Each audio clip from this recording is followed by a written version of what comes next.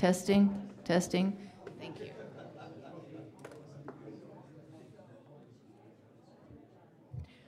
Okay, if we can have the audience quiet down, we'll begin the meeting. Thank you. Okay, this is the Planning and Zoning Commission regular meeting for the town of Edgewood. It is Thursday, June 18th, 2026, and it is 6:01 p.m. And we will do roll call. Let's see, Commissioner Williams, I am here. Commissioner West. Present. And Commissioner Holmes? Here. And Commissioner Rush? Here. And Commissioner Reeves and Commissioner Hutchinson are not in attendance this evening. Item number 2 is approval of the agenda for this evening's meeting.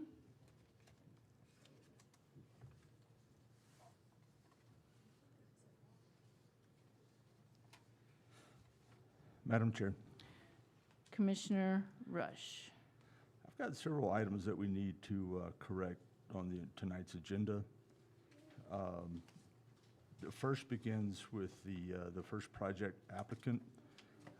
So my question is the applicant with Fernando Telly as owner at 103 East Venus Road, is that application a preliminary plat subdivision, or is it a combined expedited preliminary plat application? Because there's about 4 or 5 places where that notation shows up and it's contradictory.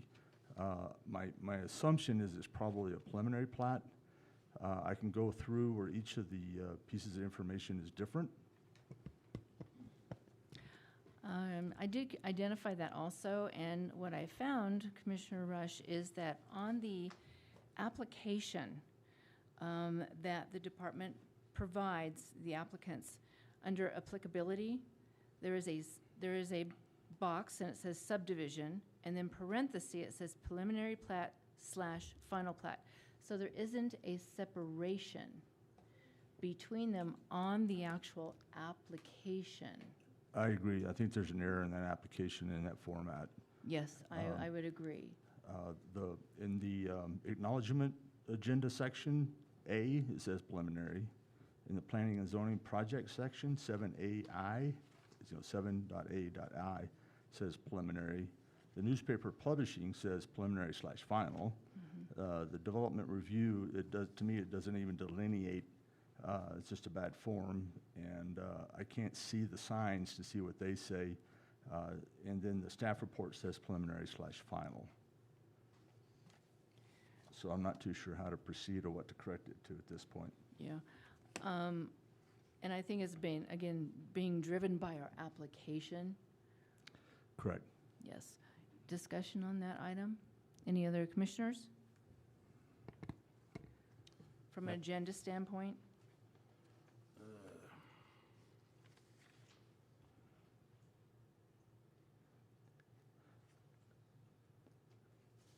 Madam Chair, Commissioner Rush?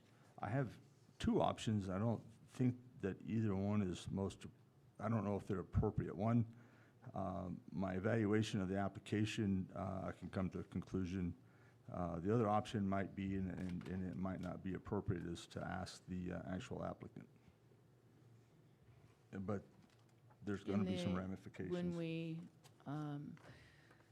So how do we, so we can address that when we reach the hearing stage. We would have to get through the posting process first. Exactly. I didn't say that there were good solutions. Yeah.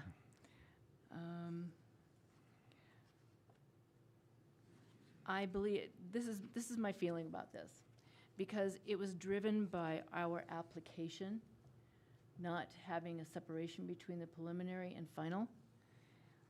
If the paperwork submitted by the applicant is correct,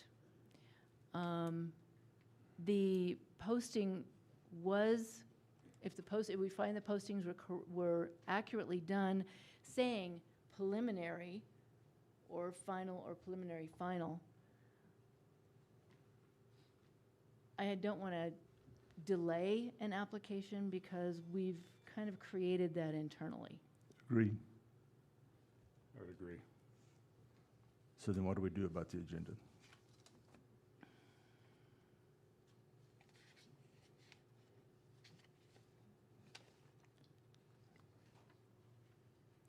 The agenda has the preliminary and final wording in it. Are Correct. we missing that wording in any of our items that would indicate it was a preliminary and/or a final? Yes, in the section 4A and section 7A.I. If, I think that's your question. They both say preliminary, Okay, and for A, is the notices. But the actual newspaper notice is preliminary final. okay. So you're stating on the agenda, under the agenda items. Because we want to address the agenda right now. So we have preliminary on number 4A, preliminary final on B, C, D is preliminary, and then the others are different actions.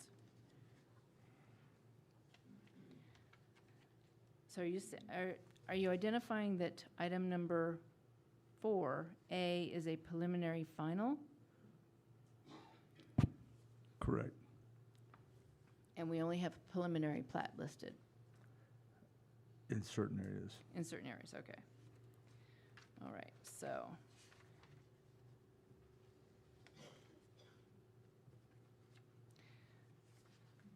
So 4A and 7A are the same.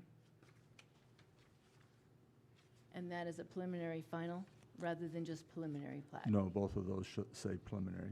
Okay. And then we move to, let's do B and C, because they both have preliminary/final. I'm sorry, Madam Chair, I don't see the connection to Oh. B and C. So I mean, I don't understand. in the agenda, I'm trying to identify, in the agenda, if it's preliminary or a preliminary final, is the wording there in the agenda? In the agenda, it says specifically preliminary. Okay, is it a preliminary final on number 4A? Yes. Or is it just a preliminary? It says it's preliminary. Let's see.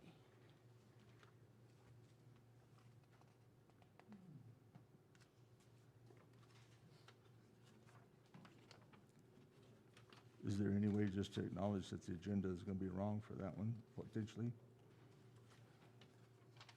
Because we won't know till we get to Correct, the actual project. correct. So we could do a motion with that, To accept it potentially in error? potentially an error. Is that all we say? Can we amend the agenda to move approval of the agenda? Yes, so we could have an acknowledgement of public notice prior to each item rather than at the beginning of the entire meeting. Could you repeat that again? I Yes. didn't follow. So item number 4, A, B, C, D, E, and F, which is under the acknowledgement of public notice, we could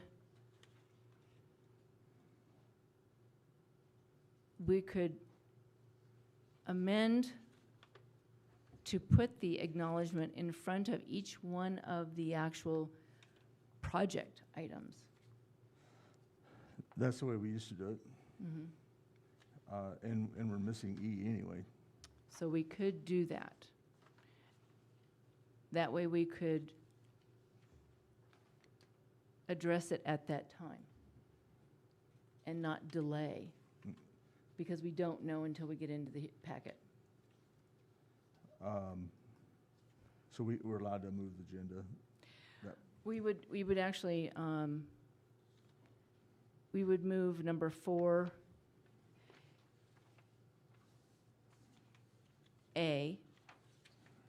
to, this is going to be complicated.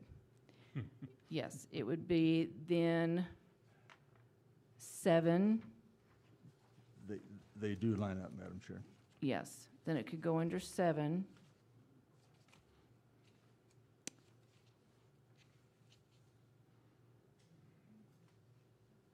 Seven, looking here.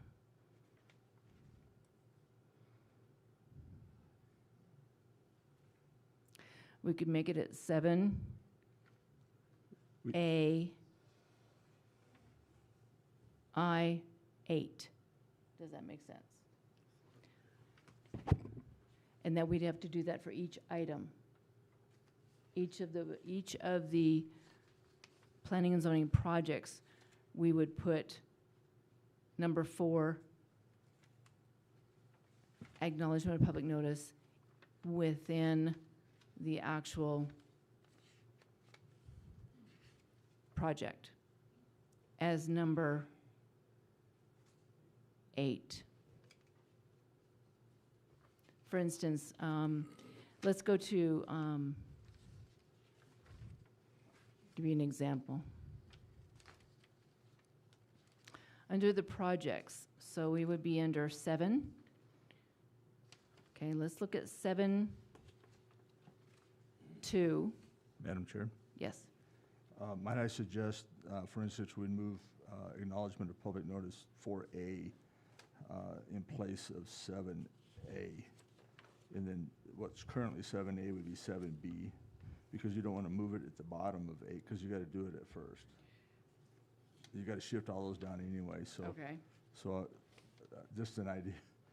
Sorry, this is going to be a mess. It's going to be complicated, yes. So the motion's going to be the complicated piece of it. Well, okay, so the motion would be, I'm gonna say it generally in that each of the subsections of section 4 is gonna move to section 7 at the corresponding letter, and that the existing letter in 7 is gonna shift to B. And that would be simply as how I'd say it. Do you want to Yes. You want to I'll- repeat I'll that as a make- I'll make- motion? I'll make that motion. Now, before I do that, there's corrections for a lot of these still. Would we want to go through the corrections before I do that motion? Okay, so let's do that. Yes, please.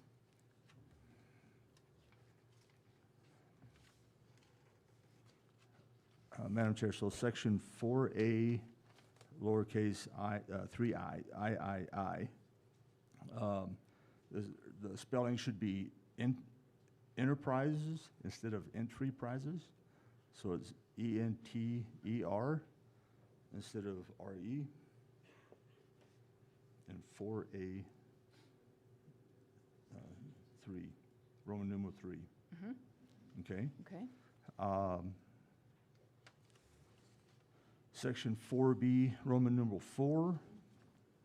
I recommend changing track A to track A1 and changing the acreage from 60.2 to 39.88.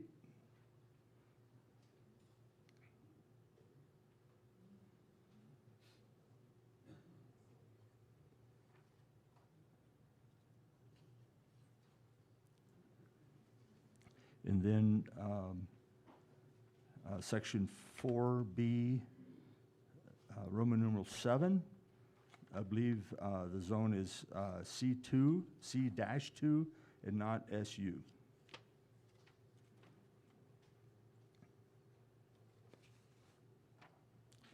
And then section, if I'm going too fast, tell me not to stop. Section 4.F. Roman numeral 5, the zone is R2 and not R1.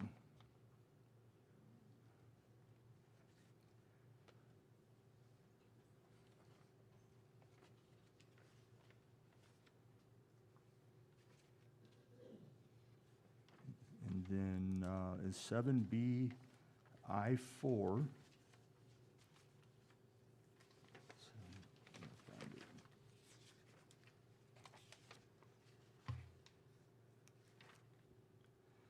The partial number that's listed on the agenda, then, so that's 1100002374, and then the one listed in the application is 940000910.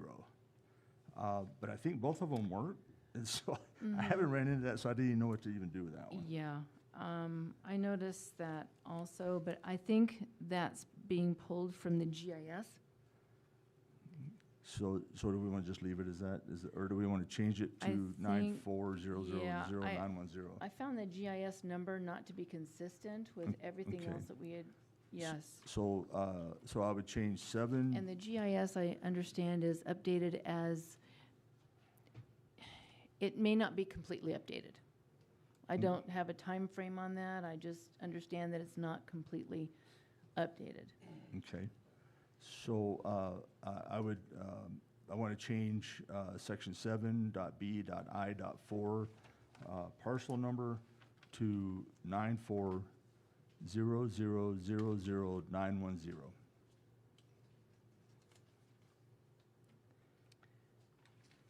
And then the next one, I'm going to talk about making a change. It's in 2 places. And it's in 4E dot Roman numeral 1. The applicant's name is Joanna and not a Joanne E, so it's an A on the end and not an A. And Ms. Joanna could jump in if I'm wrong there, but that's how I saw it on an application. And if you travel anywhere in the world on a plane, they want your coordinate to be spelled right. And so that's also going to be changed in 7.b. Roman numeral 1.1.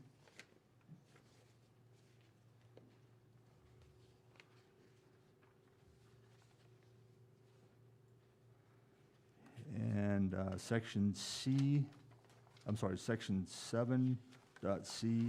Roman numeral 1.5. The zoning district is R2.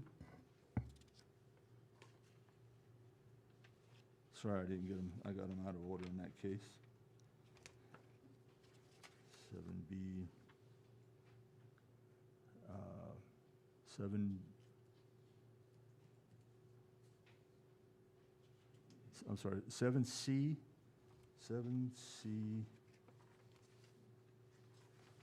I, which is Roman numeral 1.5, it's an R2. And then the only That- other. Which one was 7I? 7C, Oh, okay. Wait, 7C. I think it used to be a whole lot simpler. Thank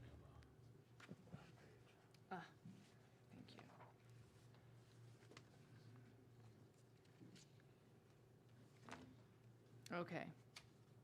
And I'm sorry, what was that last correction? It was on- R2. R2, okay, yes, I do have that. And then the last thing I have is on the agenda item number 10. We at one time, we said there was not going to be a July 16th meeting. We've added it here because it's easy. So I thought it was more appropriate to say what we're doing, and that we're leaving that on, even though the website may say, and there's 2 different places on the website where it shows up, Yes. that we're going to leave Thursday, July 16th, 2026, regular meeting at 6 o'clock in the town of Edgewood Town Hall. We're leaving that on the agenda at this time, Yes. depending upon the full agenda tonight, how it works out in time. Correct. And it'd be easier to cancel than to add it. So I thought it was wise to Yes. make that announcement. Yes. And so I could make a motion to correct how we're going to deal with acknowledgements of public notice.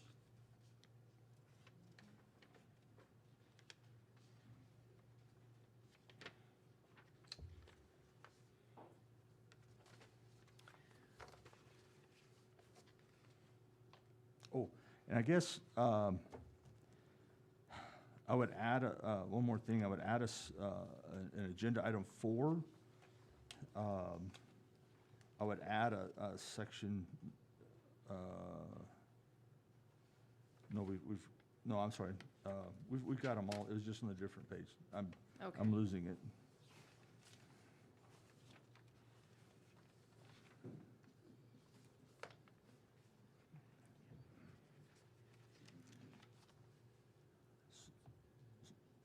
Madam Chair, I'd like to make a motion that we move the acknowledgement of public notice,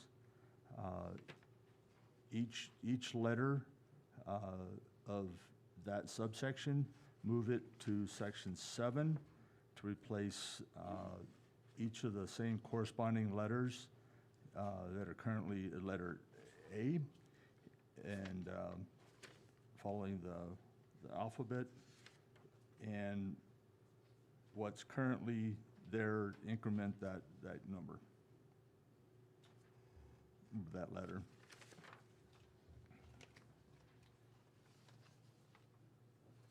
Okay, I think I'm gonna need to redo that motion because I saw a Okay, you fault. want to include the change on 4B4. So, okay, so let me try to restate that. Tract, just continue. So, Madam Chair, I motion that we take each of the subparagraphs of section 4 and replace them with their corresponding planning and zoning projects in section 7, and increment the numbers or letters accordingly, because for subdivision A, each of those would go before I, or Roman numeral 1, Roman numeral 2, Roman numeral 3, and Roman numeral 4. And then for 7B, the corresponding paragraph, subparagraph, or section in 4 would go in the appropriate section under zone change, and the same for zone variance.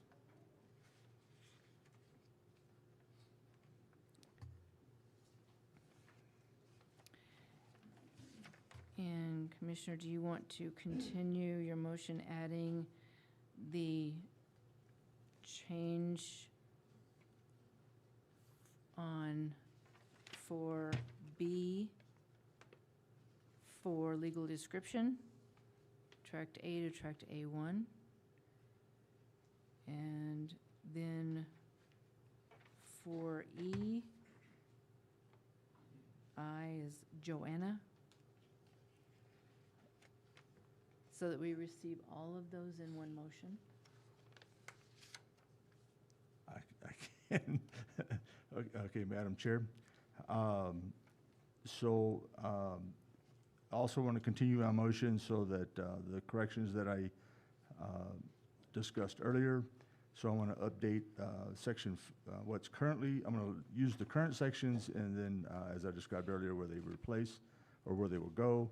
So section 4A, Roman numeral 3, we change the spelling from enterprises to enterprises.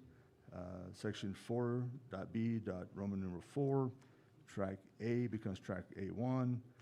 Acreage from 60.2 acres to 39.88 acres.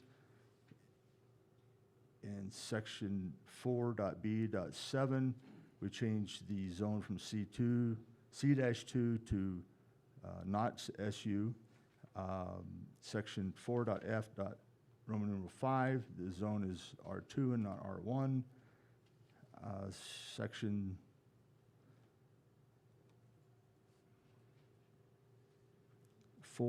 .E.I becomes, the owner's name is Joanna. And then what's currently section 7.B.I.4, we're going to change the partial to 940000910. And then in what's currently section 7.B.I, or Roman numeral 1.1, we changed the owner's name to Joanna and not Joanne. And current section 7.C. Roman numeral 1.5, zone district is R2. And that's all the changes that I recall.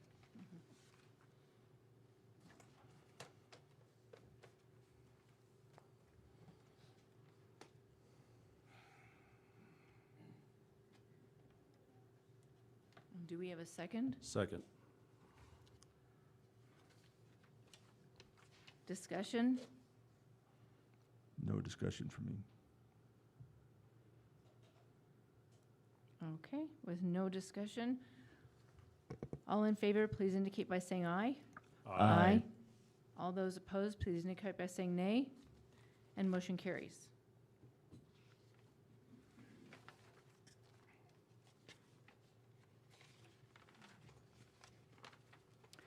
Item number 3 is approval of minutes. This was for Thursday, May 14th, 2026 special meeting.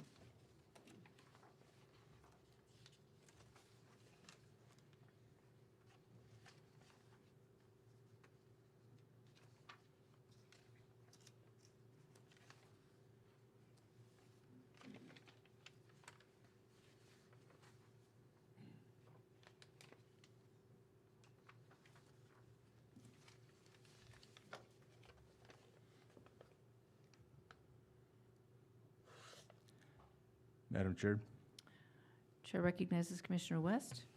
Rush, I'm sorry, excuse me, Rush. I motion we approve the May 14th, 2026 Planning and Zoning Commission meeting minutes. Second. Discussion? Okay, with no additional discussion, we'll do, all in favor, please indicate by saying aye. Aye. Any opposed, please indicate by saying nay. And motion carries.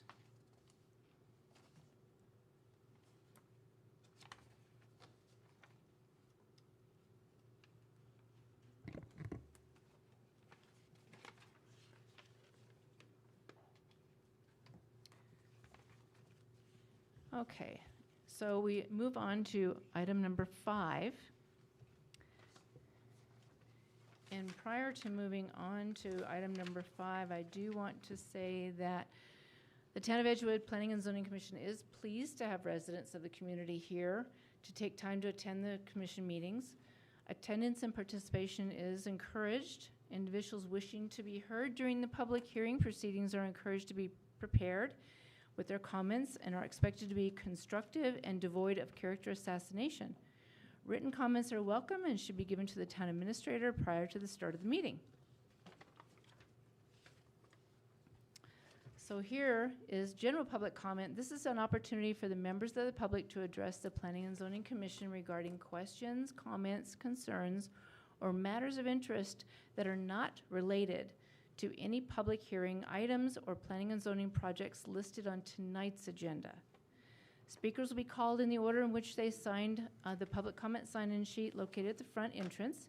Each speaker will be limited to a maximum of 2 minutes. The commission may listen to and ask clarifying questions, but we will not be discussing or take action on items not listed on the agenda.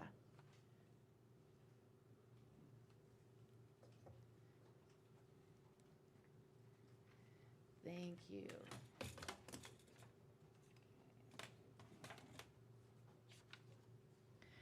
Okay, so we have general public comment sign-in sheet, and the first person listed is Sharon, I believe it's Germond or Gourmand. Thank you. If you'll come up to the podium and state your name and your address, city or state. I'm Sharon Germond, Germond, and I do live in Edgewood. My comment tonight is in regards to the manner of the public meetings evidence that's presented in the form of electronic evidence specifically. When someone is going to present such as a PowerPoint, it would be really helpful if IT could make sure that that is visually viewable on public record, which is like YouTube when you're posting it that way, so that we can actually see what's going on, and that no matter what the content of that is, that it remain specific to the discussion that's being had and the agenda item, and not allowing diatribes to continue for 54 minutes at a time that have nothing to do with the actual agenda item. That's just my thought. Any questions? No? Thank you. You're welcome. Thank you.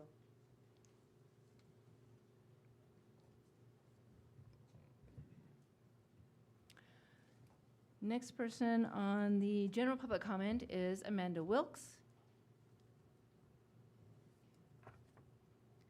And I'm sorry, I'll need to have you do the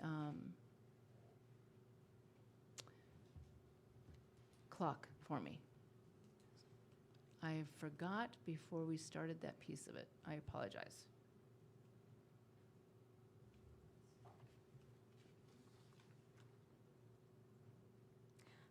So before I begin, I just want to double check. So I have public comments.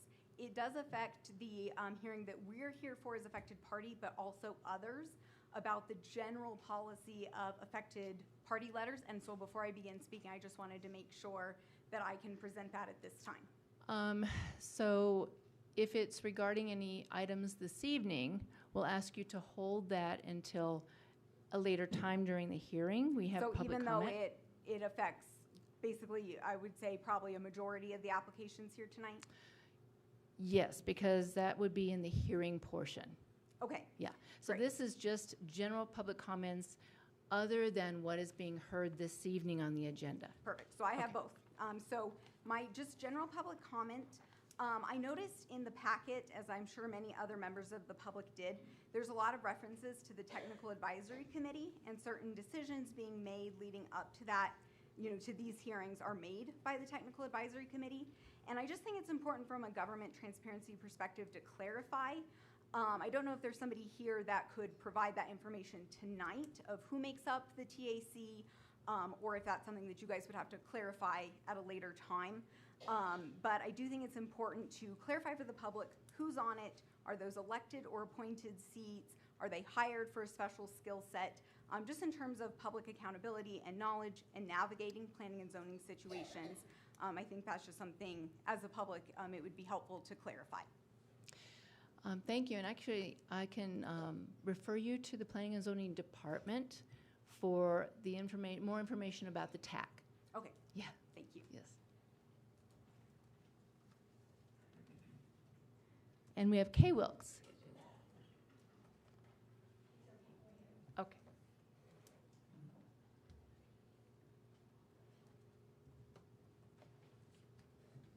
Were there any others that had general public comment that did not sign the sign-in sheet? Just raise your hand.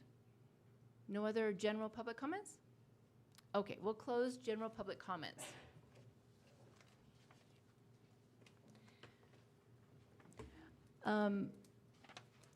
Staff, were there any other letters that are general public comment, not having to do with any items that the town department has received, that we need to put into the record? General public comments, not about any of the actions that we're hearing this evening. No, Madam Chair. Thank you.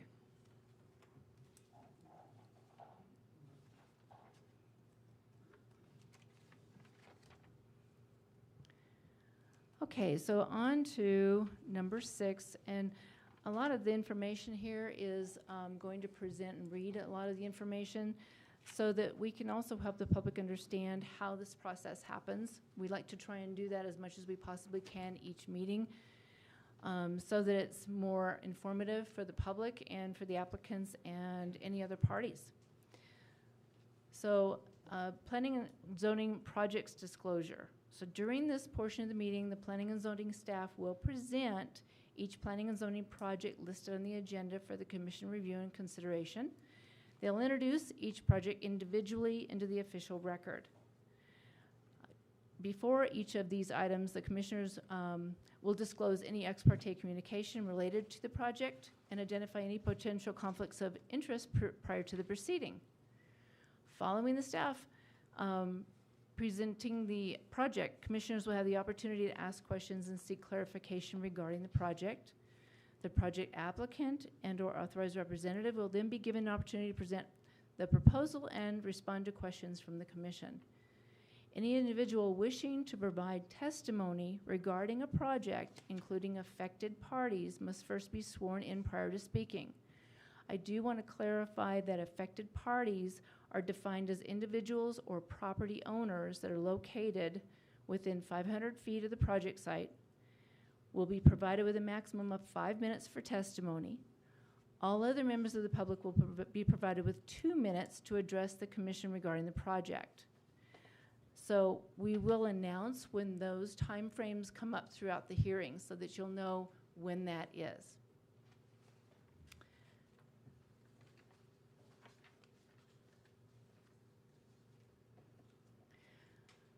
Okay, so listed on our agenda is the hearing process. I'm not going to go through each of these items. We will be doing we will be going through each of these items and each of the hearing that is going to be done tonight, each one of the items that are going to be heard tonight. So you'll be seeing this repetitively. But if you picked up the agenda, you'll see the Planning and Zoning Commission public hearing process listed in the agenda, and that's how the process will go. So we'll move on to item number 7, and that is the start of the planning and zoning projects. So I'm going to have staff, which is Elise Taylor, introduce 7A, and it's the first item. Thank you very much, Madam Chair. First item is 103 East Venus Road, Edgewood, New Mexico, 87015, preliminary plat for 8-lot subdivision. The owner is Fernando Telly. Agent is BSN Santa Fe Enterprises, Inc., doing business as East Mountain Survey. Applicant, BSN Santa Fe Enterprises, Inc., doing business as East Mountain Survey.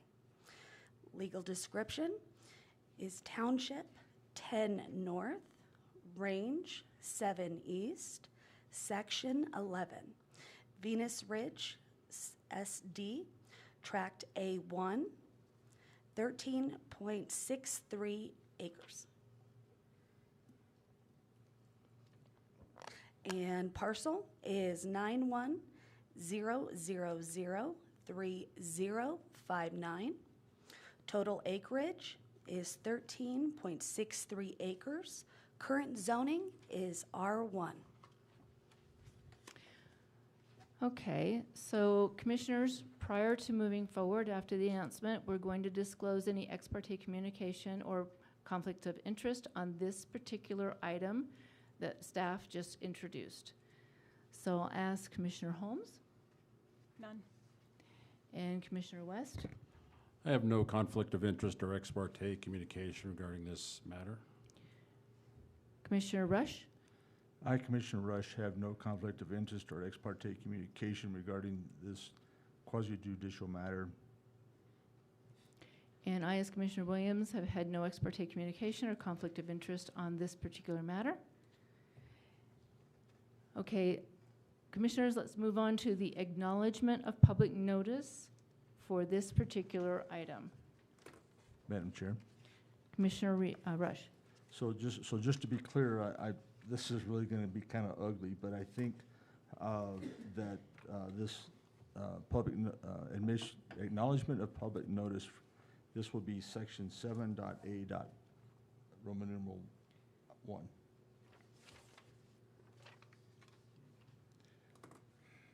And it was previously 4A.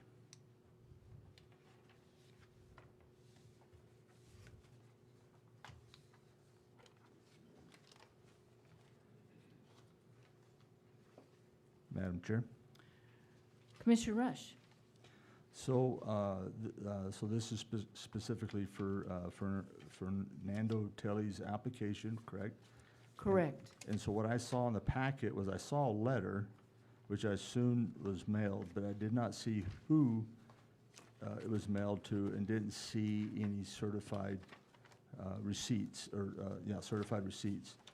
And also in the publishing in the newspaper, I saw that it was a preliminary / final plat.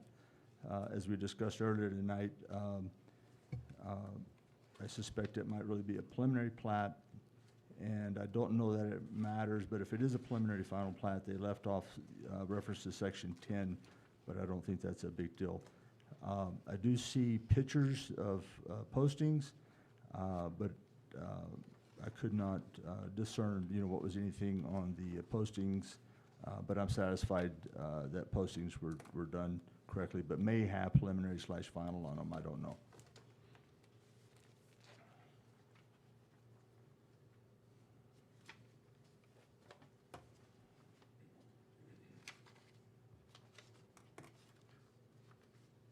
So I know that's a lot of detail. Would you like for me to repeat that? Commissioners? I'm looking for something. Okay. We'll give commissioners a moment.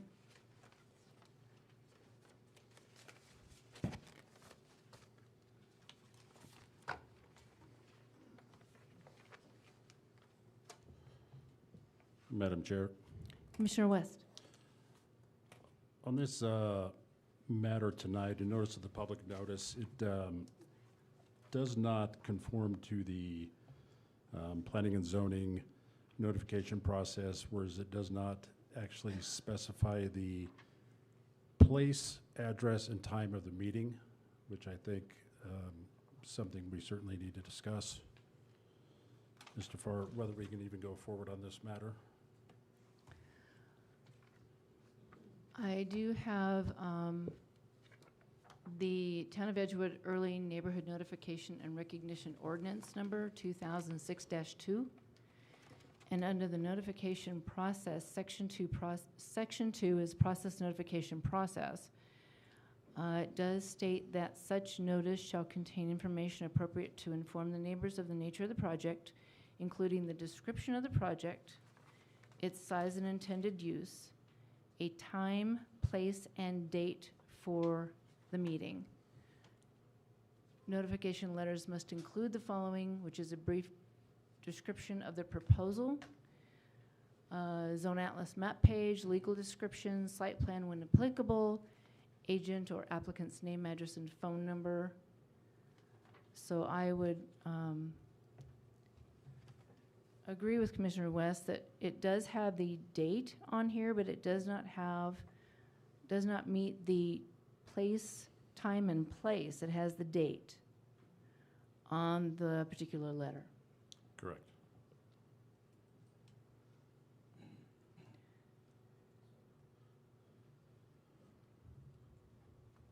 Madam Chair, Commissioner West? I know the state law does not require for the time and the place to be mentioned, but I know that our town ordinances does require it to be mentioned, and I know that the town ordinances would supersede because they are stricter. So I opened it up for discussion on that. Commissioners, any discussion on this?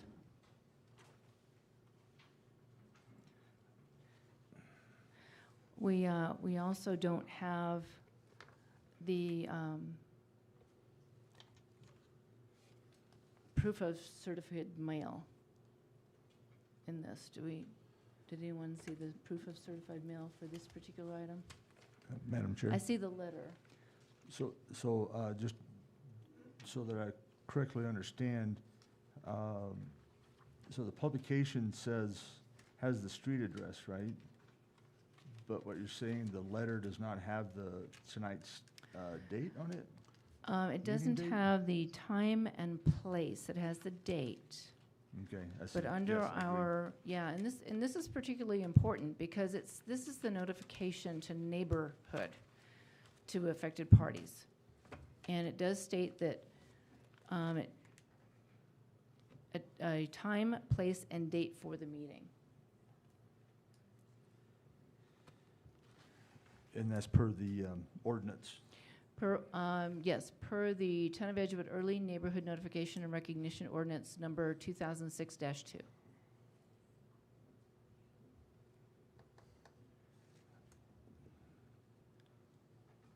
Madam Chair, I'm less concerned about the inaccuracies in the letter and the fact that I don't even know if it went out.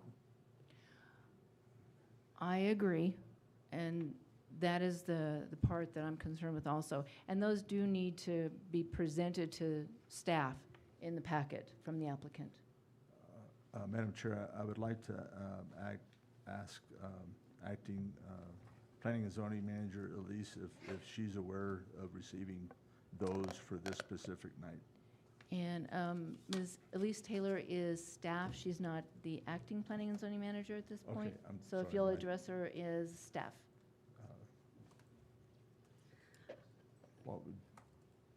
What would be the correct, is that just Miss Elise?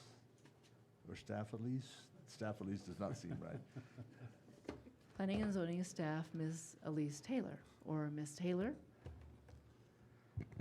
Madam Chair, I'd like to address Ms. Taylor, please. Ms. Taylor, did you receive certified receipts for mailings for this application? for I did not, tonight's? thank you very much. I did not receive it personally.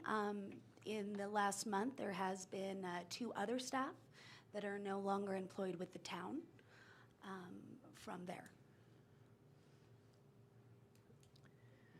Madam Chair, the only other option I could think of is swear in the applicant and ask the applicant what they believe has happened. Yes, and they would be under, yeah, they would be sworn in and under testimony. That's the only way I know to resolve this point. And then if they confirm that it is, we'd then have to address the place and location issue. Yes.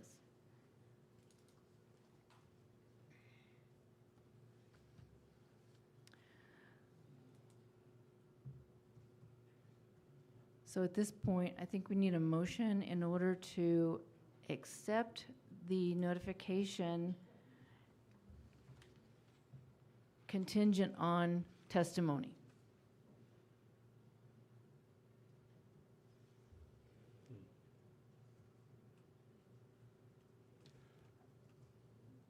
Before we make that motion, Madam Chair, we need to also resolve the preliminary final plat issue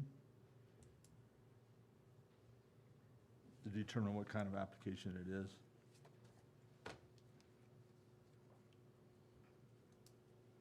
And that would, again, would be under testimony. Right, so I assume what you need is a motion to swear in the applicant, owner, or agent so that we could hear their testimony to decide what we need. Madam Chair? Commissioner Rush. I motion that we swear in the owner, Fernando Telly, or the agent or applicant, which would be BSN Santa Fe Enterprises, so that we may hear their testimony regarding mailed letters and/or their application intent for preliminary plat, final, or preliminary final plat.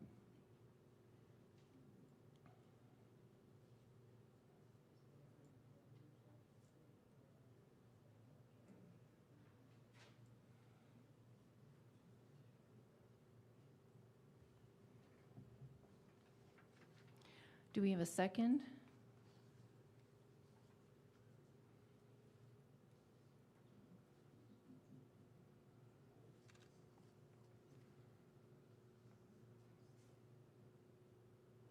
If we don't have a second, motion fails.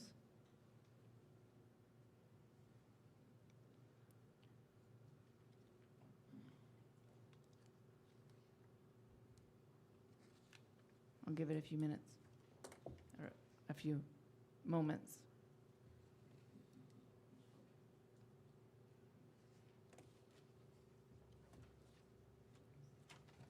Second.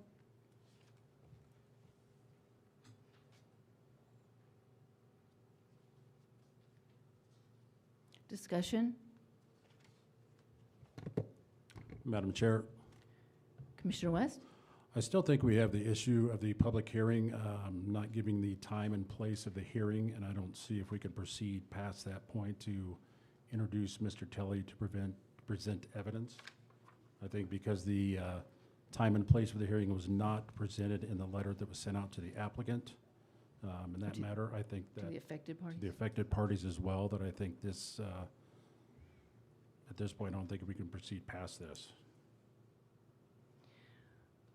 I have concerns that it was not accurate in the letter and that we don't have the proof.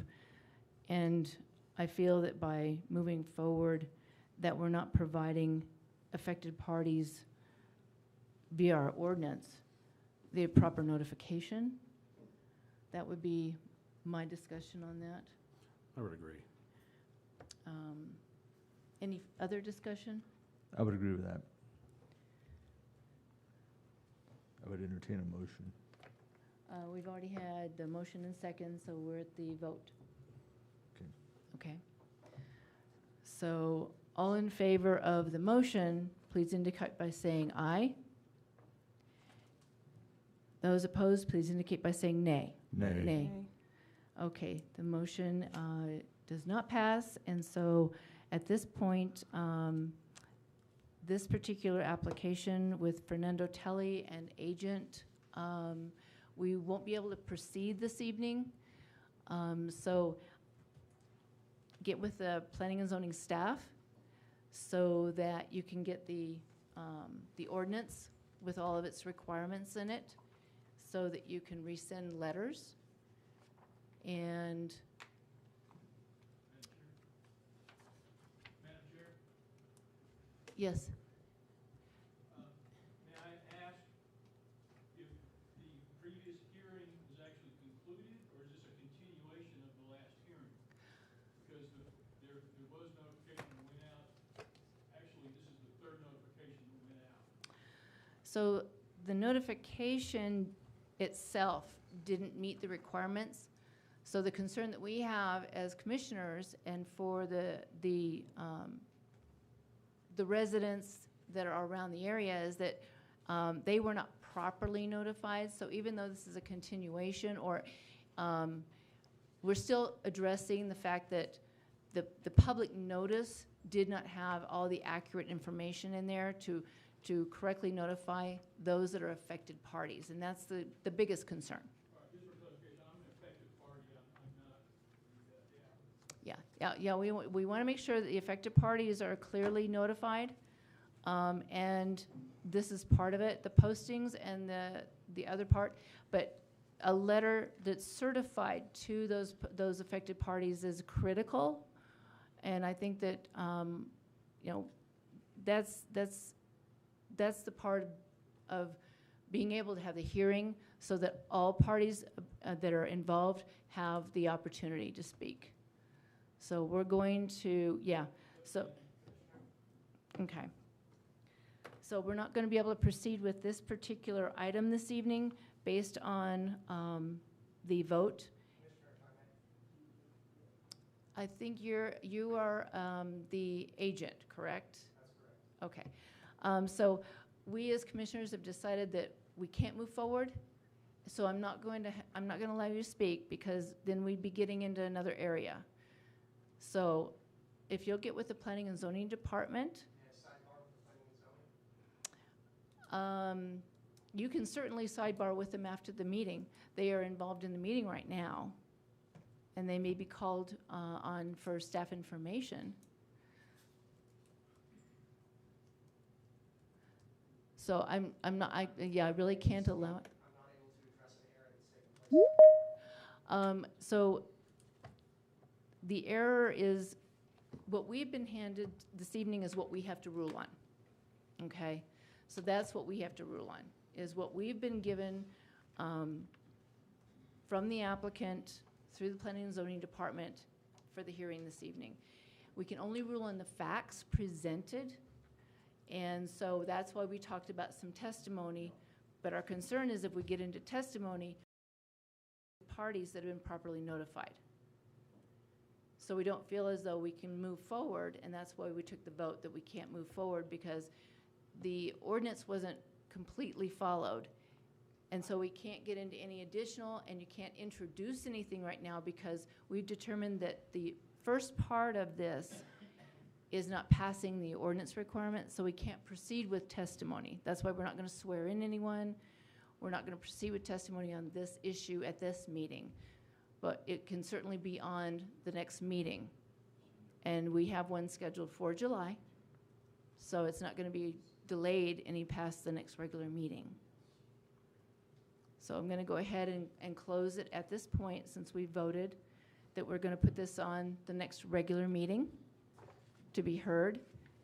And if you'll get with planning and zoning during the regular business hours to get the information exactly what, and it's actually online. This is actually online under planning and zoning, the ordinance for the early notification. Yes, we understand. We'd like our objection noted. Since, Certainly. This is the third time we've approached, and as I'm not allowed to speak, this, can't say anymore. Yeah, and I do apologize, but we are in a, this is part of a quasi judicial process, and we have to make sure that everything is done accurately and correctly so that we can move forward. If it's not done correctly and accurately, it jeopardizes both the applicant and the affected parties, and we don't want to do that. Is there a recourse if there's been an error in the actual departments and not by the applicants? That would be addressed with the Planning and Zoning Department. Okay, thank you. Madam Chair, Commissioner Rush? if I may, I've already forgot what the last motion was. What's the next motion that we need to make? So our motion was that we could not accept the acknowledgement of public notice. Correct. And so I'm assuming the next motion that's needed is on the application itself? Yes, And, yes. and two, might I note that the errors that have occurred that prevents us from proceeding are following the subdivision 2019-04 ordinance is where and so if they follow, the guidance is documented and available there. And also the 2006-02. Yes. Yeah. Did you clearly do that motion? I think I did. Or was it Matt or West? There's so much going on, I'm starting to get lost. I know.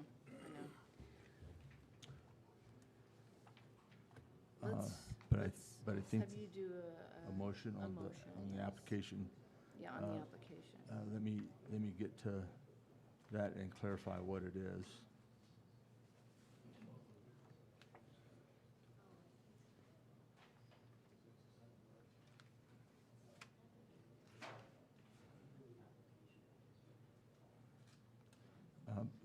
Noting that we did not resolve whether it was a preliminary plat or final plat.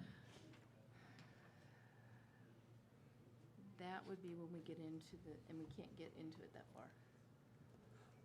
So we're simply addressing the fact that we could not I'll- move forward because of the acknowledgement. I will address to it, delay I will address it accordingly. Okay. Madam Chair? Commissioner Rush. So I think the next thing is I'd like to make a motion. I would like to note that I would call this section 7.A. Roman numeral 2. And I motion we approve the BSN Santa Fe Enterprise, Inc. as agent for Fernando Telly as owner application to divide one lot into 8 lots referenced as partial 91003059 within Section 11, Township 10 North, Range 7 East, Venus Ridge Subdivision, Tract A1, 13.63 acres, at address 103 East Venus Road. Property is fully located in Edgewood, Santa Fe County, New Mexico, 87015. And Commissioners, this is a motion in the affirmative, just to clarify? Okay, all right. And Madam Chair, should I modify that as, did we table it? As to be, Till the next meeting, and Madam Chair, next Ma- regular meeting. I modify that motion that we'll hear this at the next regular meeting.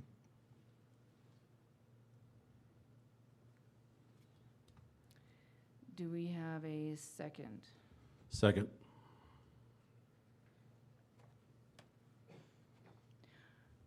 Any discussion? Okay, we'll call for a vote. All in favor, please indicate by saying aye. Aye. And those opposed, please indicate by saying nay. Nay. Nay. So there are 2 ayes and 2 nays. Commissioner Rush? Madam Chair, Commissioner, Madam Chair, in light of the motion and not moving forward with that subdivision application tonight, is it possible that you could reopen the public comment if there is one that does not pertain to any of the things on the agenda tonight? I had a public comment, but I was also going to speak as an affected party. Therefore, I didn't speak in that portion of the meeting in respect of the commissioner's time. and we did close the general public comment, and we're not going to be able to do. Can't reopen it momentarily? No, I In feel light- that in the interest of clarity on this and making sure that we have any parties here, both affected and applicant, have a fair opportunity. So I'm going to Underst- say no. Well, okay, well, understood. My comment has nothing to do with this subdivision item. But it pertains to the process as a whole. And that's why, and I was gonna share that during the affected party. And so it was general, but I was gonna bring it up during this item. So I've missed my opportunity, So, trying to be respectful of the commission's time. okay, so is there a reason why you didn't make that during the general public comment? Yes, ma'am, as I've said, I was trying to be respectful. I know there's a long agenda, and I didn't want to take any more time because I thought I could say it during the period that was relevant to the subdivision. But Okay. it does not pertain to the subdivision. It is an item of general interest. If you can, that's fine. Yeah, I've come a and long since ways we did close today. public comment, I'm going to have to say, yeah, we want to stick to what we've already accomplished and closed. So Okay. I'm going to say, I appreciate your attempt to do that, but I'm going to say, no, we've already closed that, and I don't want to get into any other areas that we might get into. Thank you, Chair. Yes. Okay, so two ayes and two nays. We've never had that before.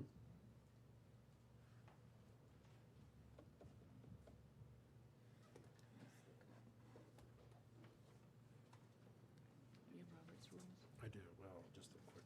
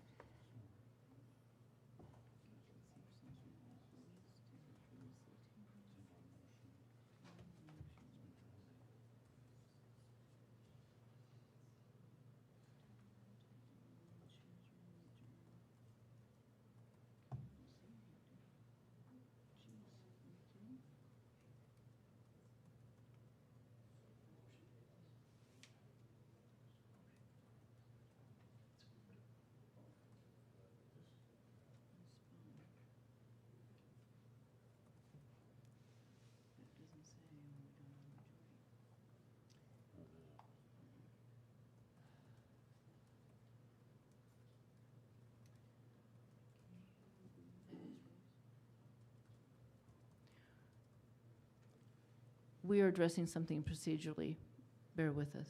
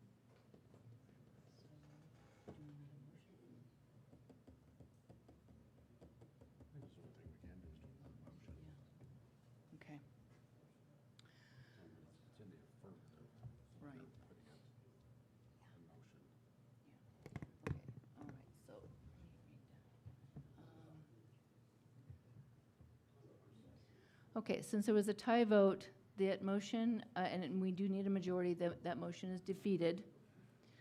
So we'll entertain a new motion.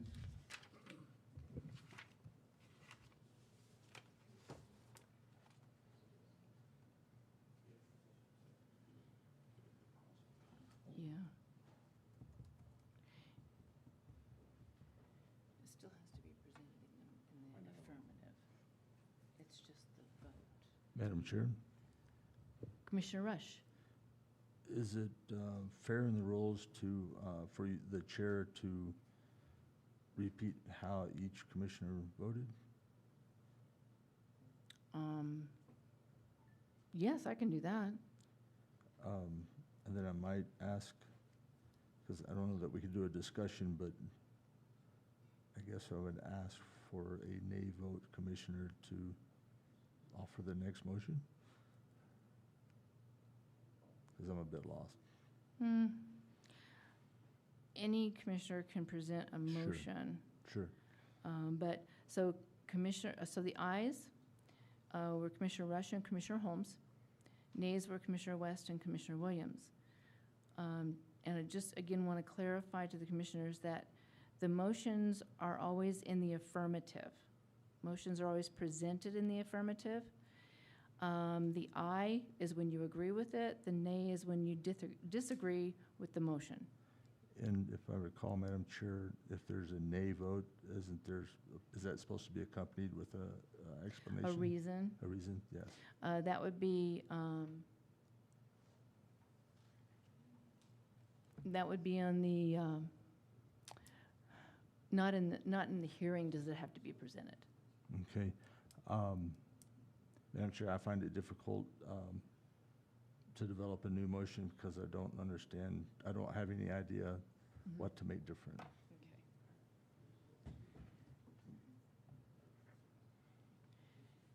And I, as chair, cannot present motions.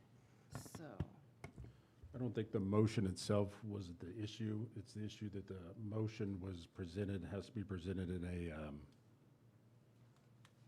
what is the word I'm looking for? Affirmative motion. And if you agree that we should continue the case, then we would, vote aye. And if we disagree that we should not continue the case, it would be voted as a nay. Okay. Was the motion to voted to, I guess I mixed the approve and the yes, approve. table. Correct. So, Yes. so really, we need to follow the Robert's rules to remove or delete that motion and present the motion was not Yeah, well, correct. so we can't delete a motion. The motion was defeated because it was a tie motion, and we need a majority. So it stands as defeated. The motion was defeated. So we'll go back to entertain a new motion because the previous one was defeated Okay. by not reaching the majority vote.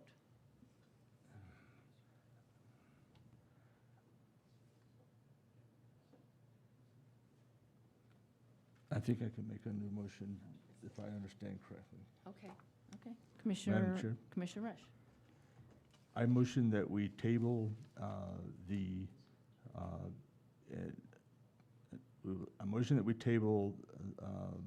the current application till the next meeting, and the application being the BSN Santa Fe Enterprises Incorporated, agent for Fernando Telly, as owner, application for, to divide one lot into 8 lots referred to as 91003059 within Section 11, Township 10, Range 7 East, Venus Ridge, Subdivision Tract A-1, 13.63 acres at 103 East Venus Road. Property is fully located in Edgewood, Santa Fe County, New Mexico, 87015. Would you add the reason for tabling the current? In addition to that motion, due to not all of the affected parties, if They did receive a letter. The letter did not include the correct time and location of the commission meeting. Okay. All right. Do we have a second? Second. Discussion? Discussion, the vote is transitioned to a tabling, correct? Correct. Okay. Okay, all in favor, please indicate by saying aye. Aye. Aye. Any opposed, please indicate by saying nay. Okay, motion carries.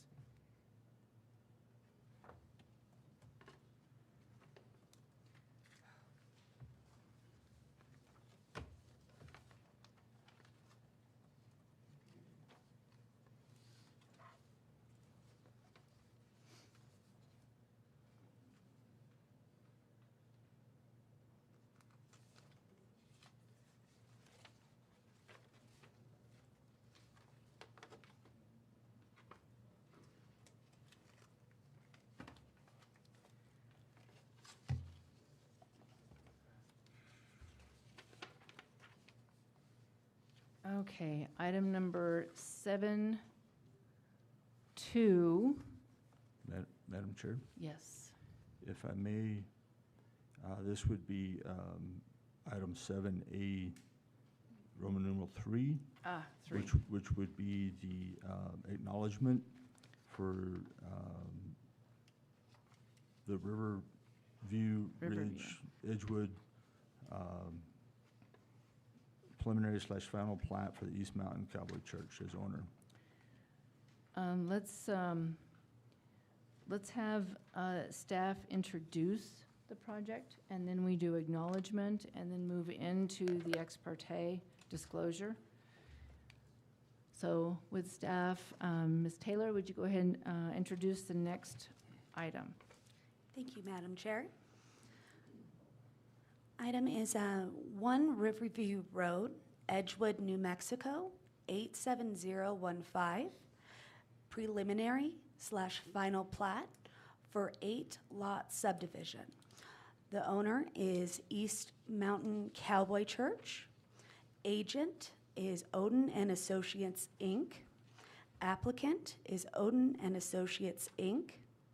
The legal description is Township 10 North, Range 7 East, Section 36, Tract A1, 39.88 acres, parcel number 91009028. Total acreage is 39.88 acres. Current zoning is C2.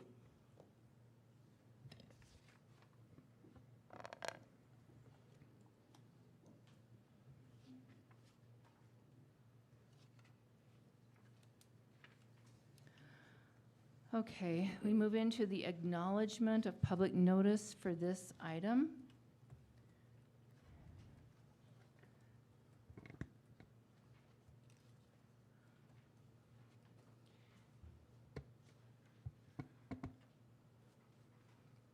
Madam Chair, Commissioner West?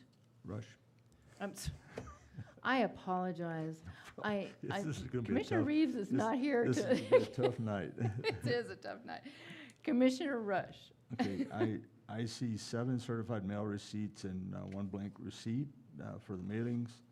I see a publishing for the combined preliminary final plat, and I acknowledge that I did see the pictures for signage postings of the East Mountain Cowboy Church application.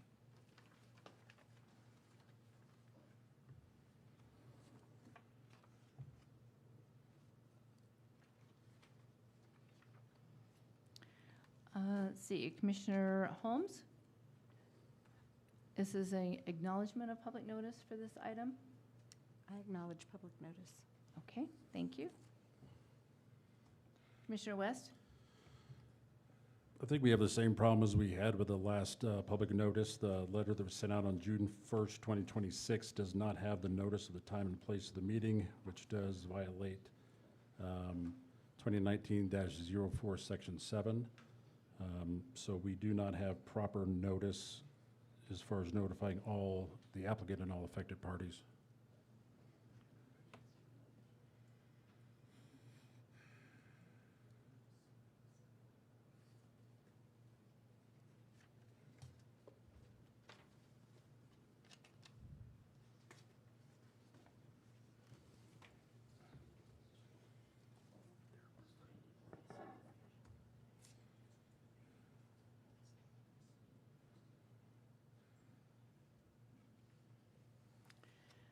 And I, as Commissioner Williams, also recognize that the time and place per early notification and recognition ordinance number 2006-2 is missing from the letter. And again, we need to ensure that we're getting proper notification out to all affected parties, because that is the only, that is the way it needs to be done, is fair and equal. The applicant knows, but are we sure that the affected parties are in full notification? That's the concern that I have with this missing information. I agree. And I have to say that the ordinance is online, under planning and zoning, and it is, when I go into the ordinances, it's right there on the front page. So without having that on there, I find that it really, it's available to all applicants, and I feel that we need to make sure that we're ensuring the ordinances are followed by the applicants, especially in notification. Madam So- Chair, Commissioner Rush. I have looked at that letter and I see that the time and location and date, or time and location I verified are missing. I acknowledge that. So I'm going to not acknowledge that it is accurate, and follow the same process that we did with previous, unfortunately. But Madam it is- Chair, it if I is may, important. that notice was provided to the applicant. The applicant, as the procedure goes, your procedure, Kevin sends that notice to me blank, and I fill in the information, send it back to him for review, and he approves that and sends it to me and tells me to send it out certified mail. So if he's telling me the wrong thing to put on that letter, then I think it's only fair that the town should pay for the certified mail the next go-round if they make me do it again. That's $85 worth of certified mail. He's the one that approved that letter. I didn't draft that off the top of my head. And I'm sorry, who approved it? Kevin, or not, I'm sorry, Alex. Alex approved it and emailed it to me. He emailed it to me twice. Okay. I have proof. I don't have copies of the email, but he approved it and sent it to me and Okay. said, fine, this is good, send it out.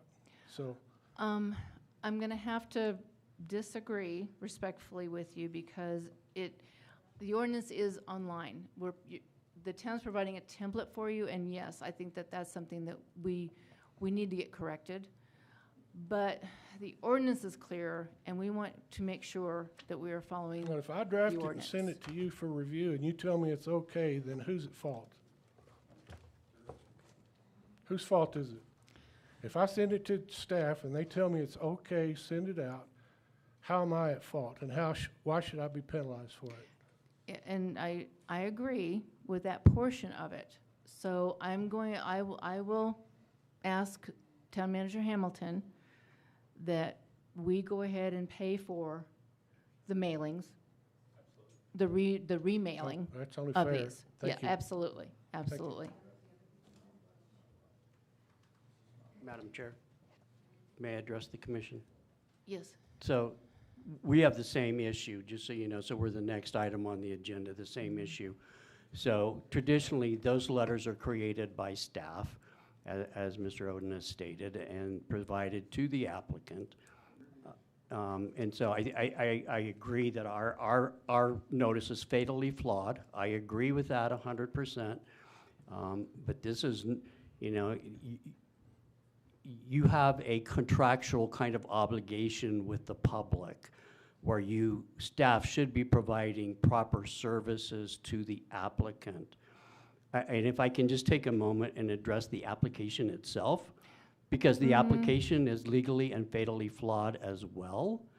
So if you look at the application itself, it says development review application. Development review is only identified in town ordinance in the planning and zoning ordinance. There is no reference to development review in the subdivision ordinance. You cannot conflate one ordinance with another. That's fatally flawed application. It's improper, it's confusing. There is no definition of application in the subdivision ordinance.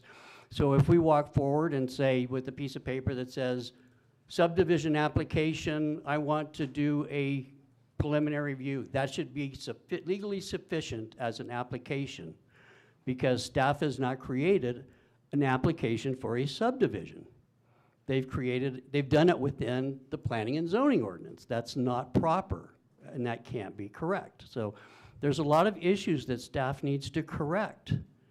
And I would ask you to maybe have a workshop where the public can come forward and address a lot of the flaws that are in the ordinance itself. And give guidance to staff, and I'm not blaming this staff. It's not their fault. And I'm a CZO. I'm probably the only CZO in the town of Edgewood. I'm a certified zoning official, and so I'm speaking with some expertise on this. But there's a lot of issues that need to be addressed, and it's not fair to the public to have to come out to these meetings. And you're doing the right thing, and I commend you, absolutely doing the right thing, because this is a fatal flaw. State law requires proper notification. Town ordinance is very specific. Yeah. And so we need to make sure that staff is presenting these, and just so you know, I am an authorized agent for the next matter. Right, but we're not discussing I that. understand You're that. discussing process. I'm discussing Exactly. process. I'm standing here as a CZO, so I just recommend that you really try to schedule a workshop because the public deserves better. I agree. I Okay. agree. I think because we have had staff turnover, which happens in many cases, I would agree that we have to review everything that's been put out there and done, because it does need to, we've identified two things already. The preliminary final being combined on the application, and if there are forms being provided, they need to be accurate with everything on there. So I agree. I do apologize, I think for all of us commissioners up here, that this has been difficult through some transitions. I know that the town manager has tried his best to work through these. We've been trying to work with staff very closely. And I sincerely apologize to the public for this. The biggest thing that we want to make sure of is that we have a fair process for everyone. And I know that delaying things is not the best thing, but if we were to move forward with several of these errors and missing information, when it gets to the end, it may not be good for that decision. And so, without getting into a lot of detail, if there's an appeal, it comes into play. If it goes even further than that, it comes into play. So we want to make sure, we're up here trying to make sure that the process is done as accurately as possible for all parties concerned. And that is that's our main goal up here, is to make it fair and equitable for all parties. We don't like delays, believe me, we don't. We don't want you here this much. We don't want to be here this much, hearing the same things over and over again. So to Mr. Hill's point, I appreciate your feedback on the processes, because that is important. And so I agree that a workshop is needed. I know we've been working closely with our new staff, and we went through a lot of things already. And I want to say that I want to bring out the fact that we've been meeting with staff and really trying to get this process down and refined. And I think we're still dealing with some leftover from some previous. And that's no one's fault over here. I want to make that clear. That's no one's fault over here, town manager or any of the P&Z staff that's current, okay? So please accept our apologies for delays, but I think in the long run, if we have to delay things, it's in the best interest of all parties involved, okay? Madam Chair, I'm going to have to disagree with you. People think pastors are supposed to be a pushover. Well, I'm not a doormat. This commission, for the last year, and the actions of former employees, ma'am, and I'm going to say, I'm gonna have to cost stop. us Pastor, $400,000. Pastor, I'm going to have, I'm just going to, I'm going to have to say, stop you. I'm seeking legal counsel, and we'll be taking legal matters. It's cost us $400,000 because of the failure of this commission. And I've talked to Kelly, and I know the situation, but you have cost us money we don't have. And so I'm giving you formal notice. I will be in touch with legal counsel, and we will be filing a lawsuit against all parties in Edgewood simply before the time and the factor that you've cost us. And this is more of a financial cost to us because of your failure. We did everything we were supposed to do in compliance with the ordinance. Your staff failed to send out a letter that was right. And the turnover of staff is no longer excuse for things not getting done properly in this city. And it's wearing on the community, and it's wearing on the impact of this. So I am here to tell you, this is not over. We can come back in July, but this is going to cost us more money and more time and delay our process. We have subcontractors that are lined up. We have contractors that are lined up, and this is ridiculous. For the last year, we have had meetings postponed, meetings pushed back, and it was always an excuse. But nobody thought about us as a new church that this is costing us $400,000. Okay. So and that's Pastor, the notice. We will be filing a lawsuit Okay. against the city of Edgewood and planning and zoning. Okay, Pastor, I'm going to stop everyone from being up at the podium. No, excuse me, sir. Oh, I'm gonna stop you now, because I want to reiterate. We've closed public comment. We are not in a hearing. I've not opened this to the floor. I have to stop this now. I understand the frustration. Believe me, I do. We don't want to cost, please, let's stop now. Yes, we are going to stop. You're being disrespectful to everyone in the room. I also don't want to have character assassinations happen in this room. That will not happen in this room, or I will have you removed. And I'm sorry, but I will do it. I will not tolerate this any longer. I understand, I do. But I'm not gonna tolerate character assassinations in here. And everyone's getting very close, so we are done. Unless you are called upon to come up to the podium, I will not accept any comments from the audience, or we will ask you to leave.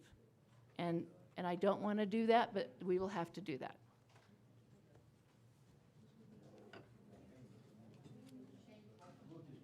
I'm going to stop for just a moment.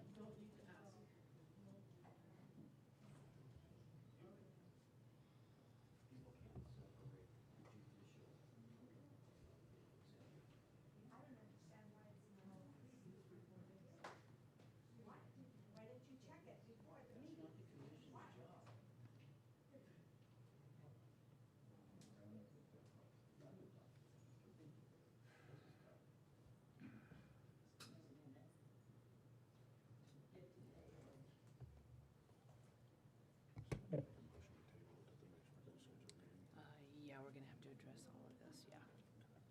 We'll do it the same way we did the last one, Okay. because it's identical. Right. Yeah, yeah. So it's identical to the last one. And I understand their frustration. Oh, yeah. But if it goes further, it's going to be thrown out anyway. Mhm.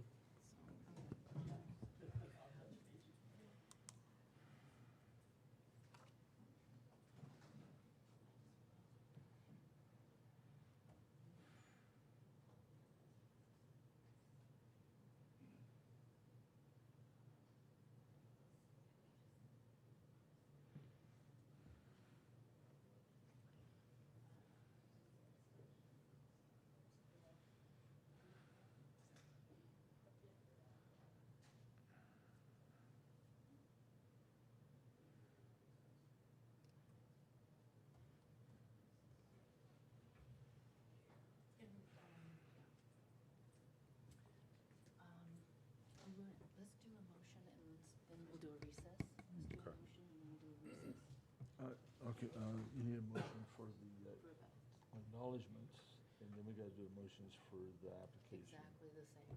And for the life of me right now, I can do the motion for the application, but I need somebody else to do the motion for the, Okay, he's going to do the acknowledgement. application motion.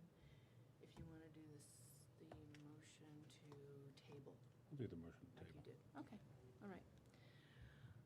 Thank you so much for your patience. Thank you for those in the audience that have remained. I appreciate it, and I apologize to you all also. But I've said it already, I won't say it again. Okay, so we are back to the acknowledgement of the posting for the East Mountain Cowboy Church.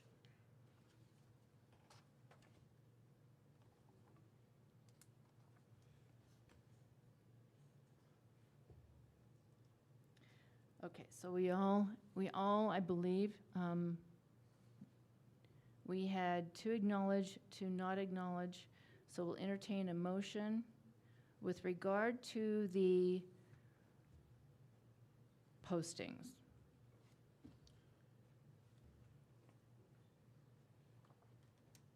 Do you want to do the posting I've got it for for the table? the application to table it. I'm not Okay. too sure I've what, got that I'll too. do it, but I don't know what the motion. Could we table without doing a motion for notice? Yeah, we could, actually. Could I just do that? Let's just do that. Let's just do it all at one time. Madam Chair, Commissioner West. I'd like to make a motion to table the agenda item for East Mountain Cowboy Church at 1 Riverview Road, Edgewood, New Mexico. Its legal description is Township 10 North, Range 7 East, Section 36, Tract A1, 39.88 acres.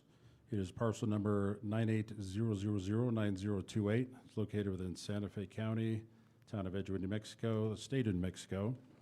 I'd move to move this to the next meeting due to improper notice of the time and place of the meeting was not noted on the certified mail that was sent out to the affected parties.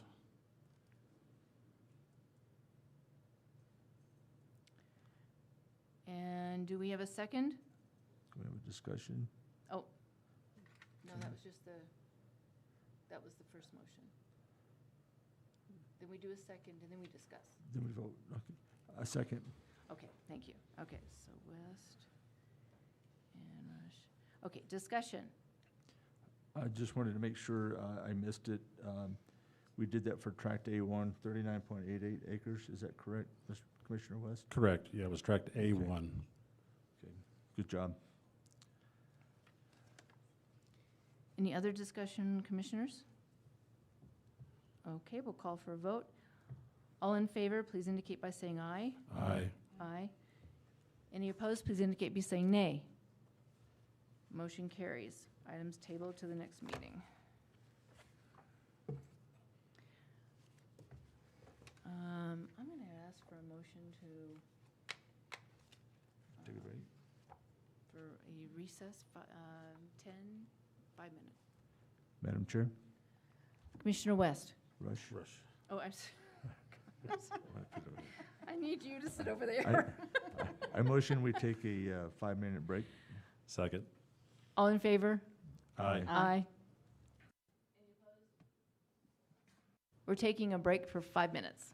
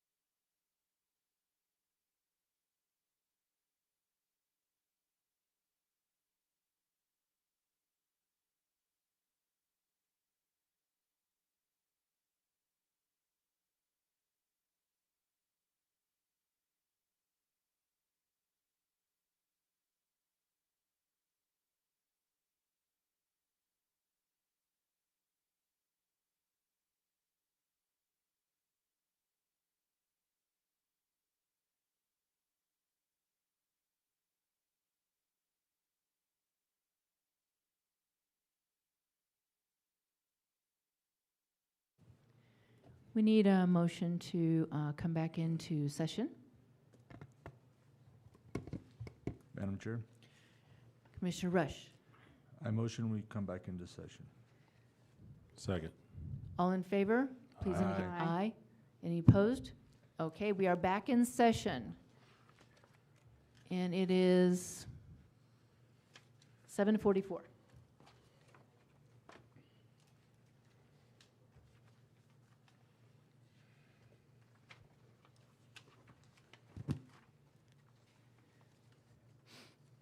Okay, let's see. Next item that we must address is under number 7, and correct me if I'm not correct, Commissioners, 7 dash 3? Madam Chair, Yes. so with acknowledgements as we've moved it, this would be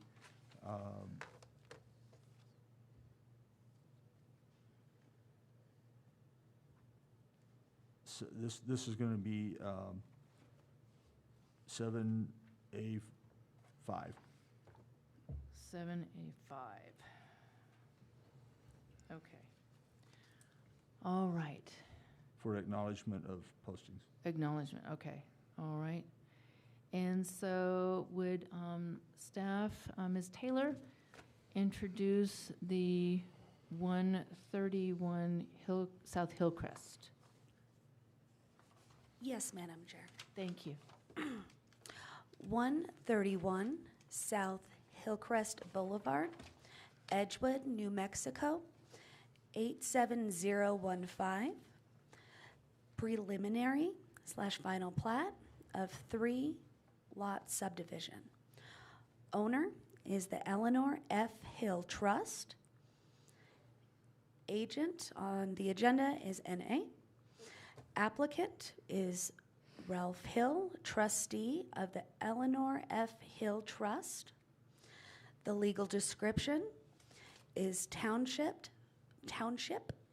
10 North, Range 7 East, Section 15, Hillcrest Subdivision, Unit 12-D, 4.064 acres, parcel 99312421, total acreage 4.064 acres, current zoning MP. Thank you. Madam Chair, Commissioner Rush.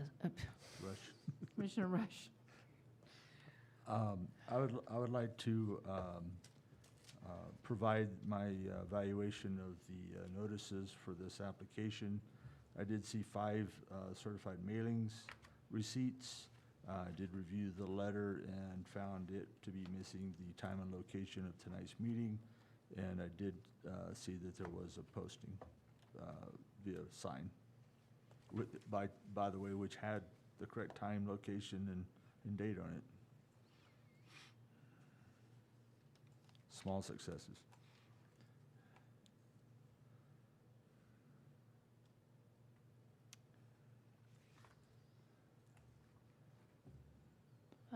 Let's see, Commissioner Holmes, acknowledgement of the notification. I also acknowledge the certified mailings, the posted signs, and also acknowledge that the letter is missing the time and location. And Commissioner West? Hi, Commissioner West, notified that it was posted in the Santa Fe New Mexican. The notification that was sent out to the affected parties does not have the time and the place for the meeting, and therefore invalidates the process the same as the other past 2. Okay, and I also acknowledge that the notification doesn't meet the ordinance requirements on the letter portion. It was posted signage and posted in the newspaper, public posting.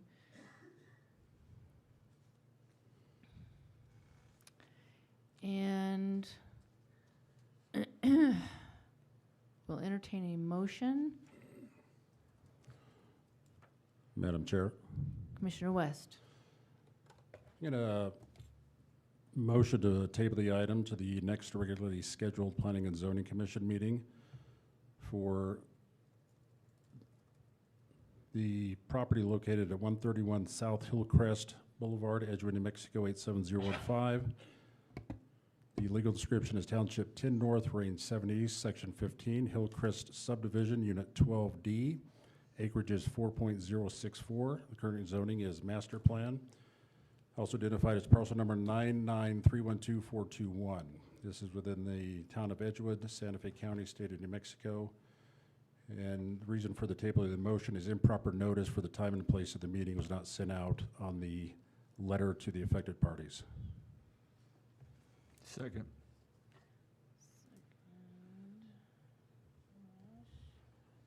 Any discussion? Madam Chair? Commissioner Rush. Hey, I've got one question. I did not have, did Commissioner West specify an actual address? Because I didn't have that written down, so I couldn't verify whether that address is correct, but The address that I stated was 131 South Hillcrest Boulevard, Edgewood, New Mexico. I see that now. Thank you. Any more discussion? Okay, we will vote on the motion that's been provided and seconded. All in favor indicate by saying aye. Aye. Any opposed, please indicate by saying nay. Motion carries. And Madam Chair, Commissioner Rush. so by the way, that actual application would have been 7A, Roman numeral 6. The next one will be 7A, Roman numeral 7, by Seven. the way, yeah. Thank you for keeping track on that. Well, I Greatly butchered- appreciated. I butchered it so bad before. Greatly appreciated. Okay. And I also want to note for the record that I believe the applicant and affected parties had left the meeting. So, just for the record.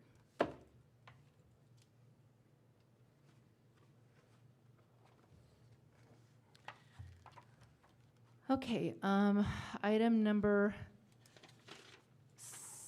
7.8. A, no, 7. No, 7.7. 7.A7. 7.A7, thank you. 7A7.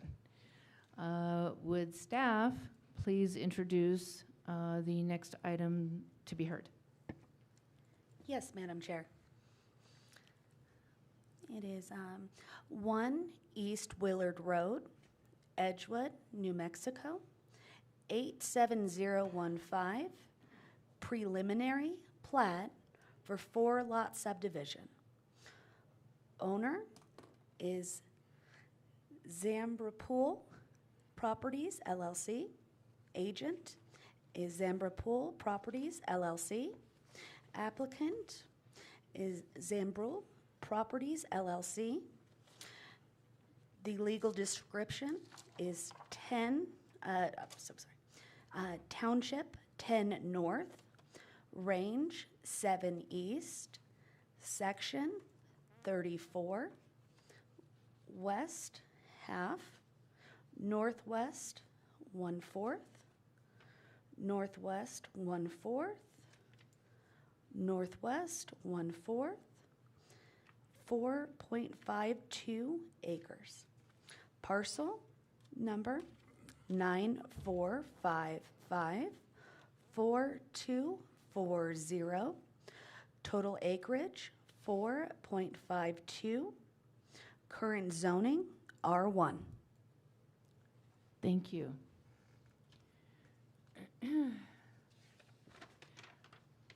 Moving into acknowledgement of public notice for this item.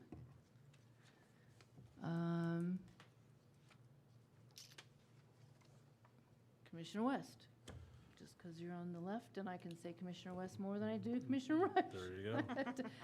Sorry, I'm getting a little. Madam Chair, I noticed that we did, signage was properly posted on the property. It was also legally advertised in the Santa Fe, New Mexico, and in the appropriate time frame, and certified letters were sent. However, we have the same issue regarding the notice of the time and place of the meeting.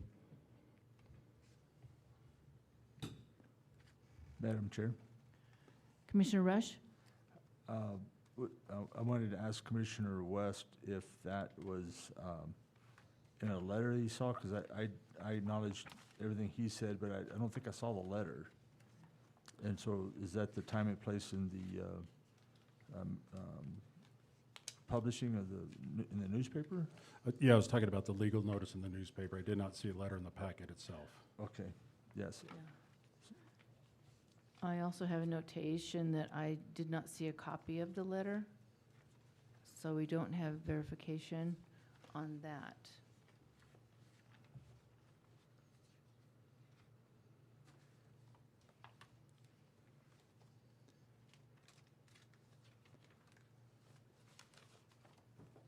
Madam Chair.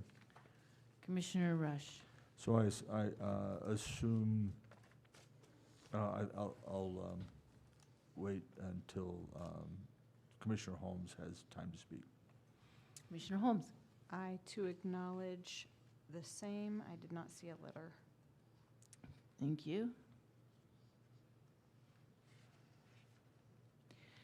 Now, since we don't have a copy of the letter, we don't have any verification of what was on the letter. So, as we discussed before, we could acknowledge and then move into testimony to see if the applicant can present a copy of the letter as part of their testimony. Madam Chair, Commissioner Rush? that might that be a moot point since the publishing didn't include the time and location as well? So it makes it irrelevant whether we have a letter or not at this point and can't proceed?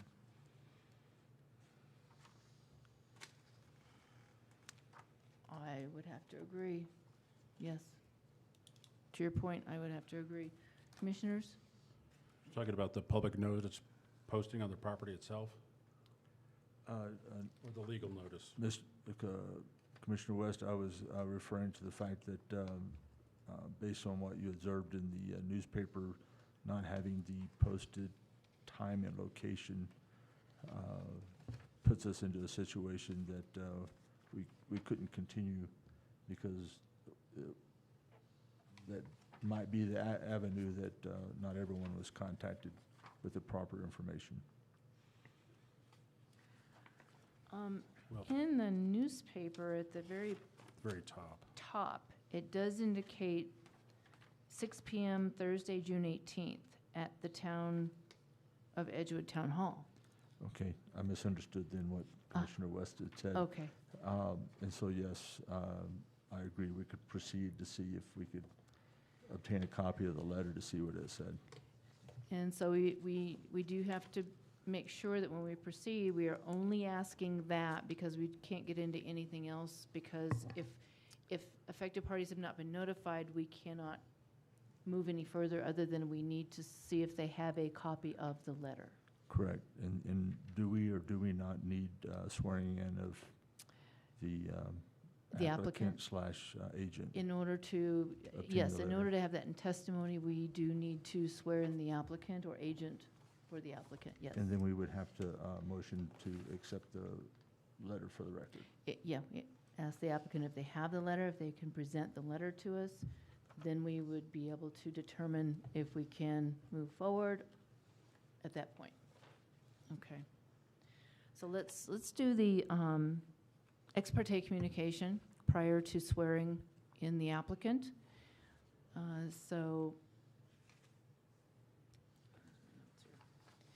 Okay, so Commissioner Holmes, would you provide your ex parte communication, or, and my mind is actually going, I'm so sorry. Conflict of interest. Thank you. Conflict of interest. I, Commissioner Holmes, have had no ex parte communications and have no conflict of interest on this matter. Thank you. Commissioner West. I have no conflict of interest or ex parte communication regarding this matter. Thank you. Commissioner Rush? I, Commissioner Rush, have no conflict of interest or ex parte communications regarding the quasi-judicial matters before us on this application. Okay, thank you. And I, as Commissioner Williams, have had no ex parte communication or conflict of interest on this matter. So, staff, Ms. Taylor, would you, let's see, first of all, let's ask if we have the applicant or agent here, okay? And we're going to swear you in. So I'm going to have Ms. Taylor swear you in. So come on up.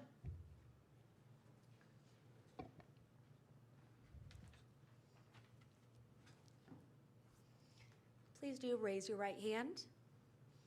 Do you swear or affirm that statements you are about to give are true and complete to the best of your knowledge and ability? I swear. Thank you. Thank you. Thank you. So state your name, please. My name is Sławomir Szumański. And I'm going to ask you to pronounce that last name again for me, if you would. Szumański, it's S-Z-U-M-A-N-S-K-I. Szumański. It's like Szu, man, and ski. Szumański. Okay, thank you. Appreciate that very much. It's Polish. Okay, Mr. Szumański. The only question we want to ask right now is, under your testimony, do you have a copy of the letter that was mailed to the affected parties that you could present to the commission this evening? Yes, I do. Okay. And it's the same problem as previous It applicants. is, okay, and we apologize. No, I also should probably. So the town will bear the expense of remailing the letters for you if you get with the town staff. So the letter can be redone, and then they will mail it so that you don't incur any additional expense. Thank you very Okay? much. All right. So you can sit down now at the moment. Review the letter. Madam Chair, can we you get a wanna copy of that Thank letter? you, thank you, Yes. because we reviewed the letter. Thank you. Can we have that letter? I'm sorry? Can we have that, or can we make a copy? Absolutely. Yeah.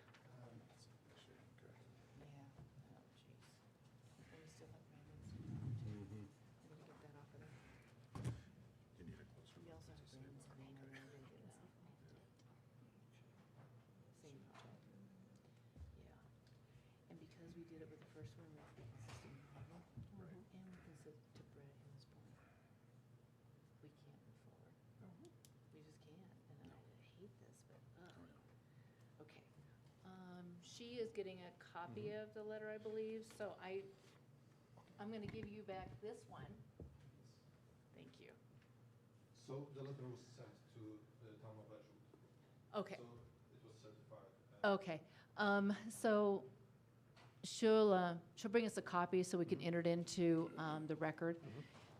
Thank you. And, yeah, if you'll get with town staff, then they will go ahead and work with them to correct it, and then they will bear the cost of sending them out, so you don't have to send anything again. Okay? All right. So, quick question. So what in case the meeting will be moved? It would be moved to the next regular meeting, which is July 16th. Yes, but for example, when the letters are sent 15 days prior, I saw some changes to the meeting time. For example, today's meeting, which was canceled because Oh. originally it was at So, 5 yes, p.m. on the calendar, there was a, it was going to be a workshop from 5 p.m. to 6 p.m. And that was canceled. Okay. But the regular meeting, our regular meeting to have the hearings is always 6 p.m. on the third Thursday of the month. So it will be 6 p.m. Yeah, yeah. We never do anything earlier than 6. Okay. All right. So for the record, we're entering in that the letter of public notice was provided to us by the applicant. And we've identified the date is on the letter, but the time and place is missing. from the letter. So we'll enter that into the record. Madam Chair, do you need a motion on that? Yes, Commissioner West? Did it again, sorry. They need to switch places next time. Madam Chair, Commissioner Rush? I motion that we add to the record the letter provided by the applicant that was the public mailing notice that did have the correct date but did not have the time and place of tonight's meeting. Do we have a second? Second.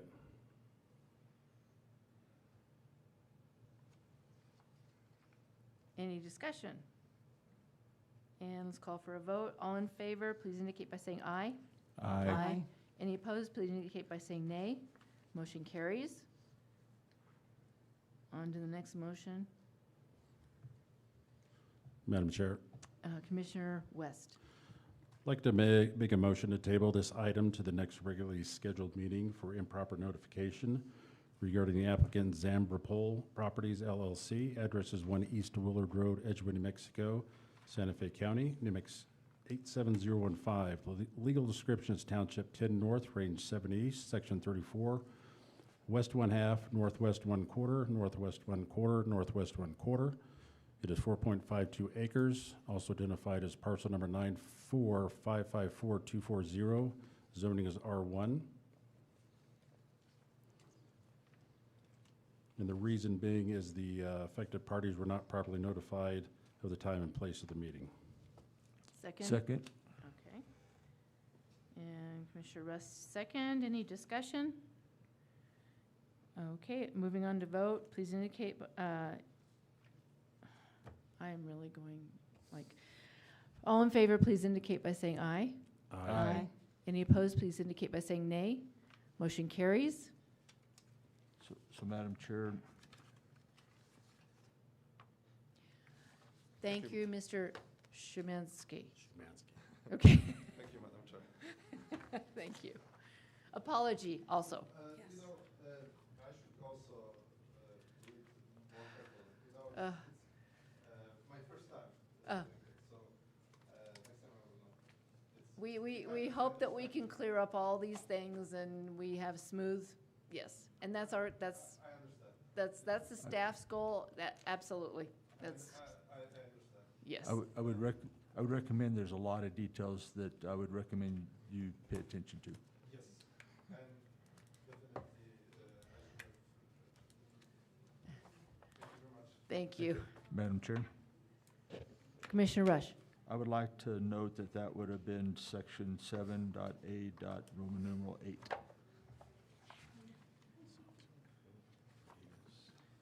I would also like to note that the next item is going to be 7.B. Roman numeral 1. Thank you. Okay, and would staff, Ms. Taylor, introduce the next item? Yes, Madam Chair.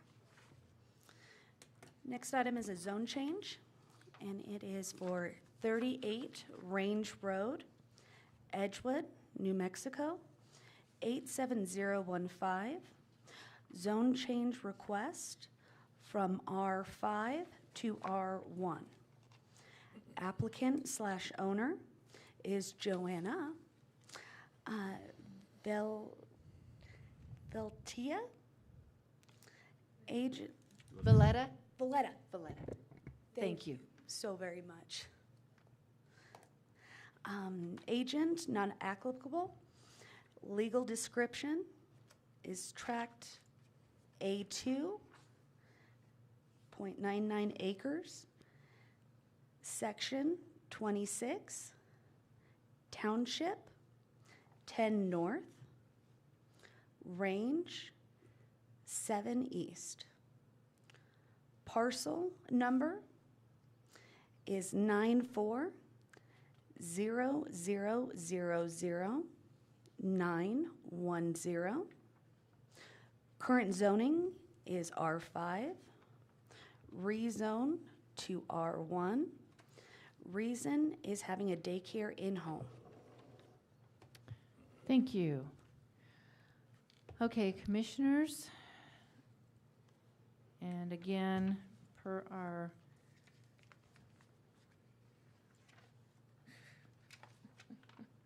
process, disclosure of ex parte communication and conflict of interest. Commissioner Holmes. Commissioner Holmes, have no conflict of interest nor have I had any ex parte communications. And Commissioner West. I have no conflict of interest or ex parte communication regarding this matter. Commissioner Rush. I, Commissioner Rush, have no conflict of interest or ex parte communication regarding this quasi judicial matter. And I, as Commissioner Williams, have had no ex parte communication or conflict of interest on this matter. Okay, thank you, Commissioners. Ms. Valletta, would you like to come up to the podium and we'll swear you in? And Ma- are there any, Madam Chair? oh, excuse me, acknowledgement of notice? Yes. Okay. I'll have you come up. We're doing acknowledgement of the public notice. And this would be 7BI. Okay. So Commissioners, acknowledgement of public notice for this item on the agenda. Commissioner Holmes?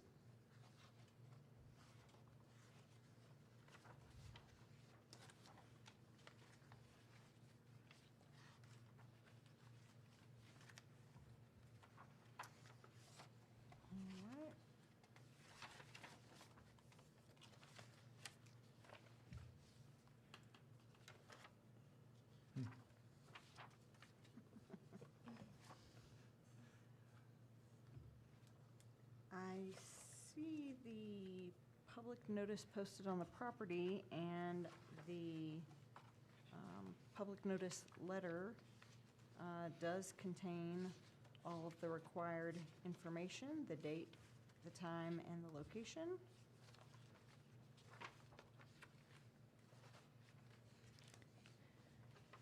And Don't see certified receipts. the certified receipts. Okay. We could, once we go through this, we can swear Ms. Valletta in and see if she has those items. Now, this is zoning, so Commissioners, is this an item that goes certified or first-class mail? Madam Chair, Commissioner Rush?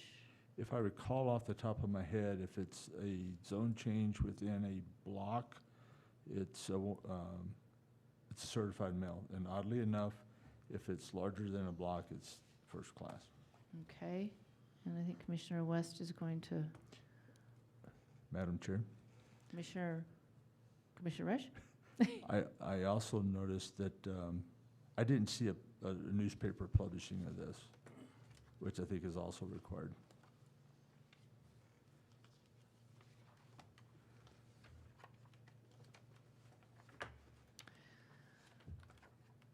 So I don't believe it was in this packet. However, what I would say is that the newspaper covered all items for this evening. So I would say that we consider the one newspaper listing that covered all four be reviewed. Madam Chair, I guess I don't follow. I see where the first four applicants were included in the newspaper publishing, but I did not see a fifth or a sixth. And I know so this particular application, I did not see it in that newspaper publishing. Okay. I thought I saw it, but I'm double checking too. And I could have missed it. I just,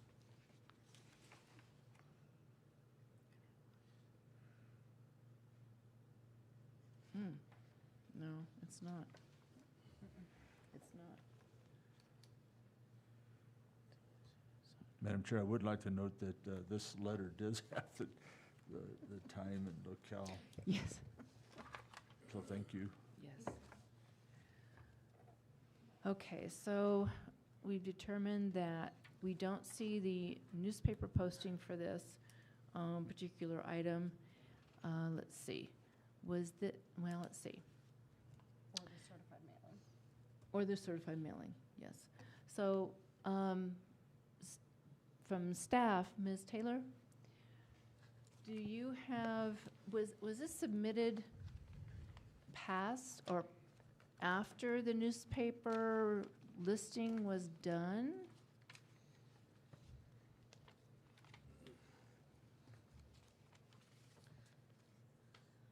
Madam Chair, Yes. the, Was the application submitted after the deadline of the newspaper? I guess that's my question more specifically. it was not. It was missed in the newspaper postings. Okay, okay, all right. And I thoroughly apologize. Okay, all right, so we have clarification of that. Let's see. So that's the public posting.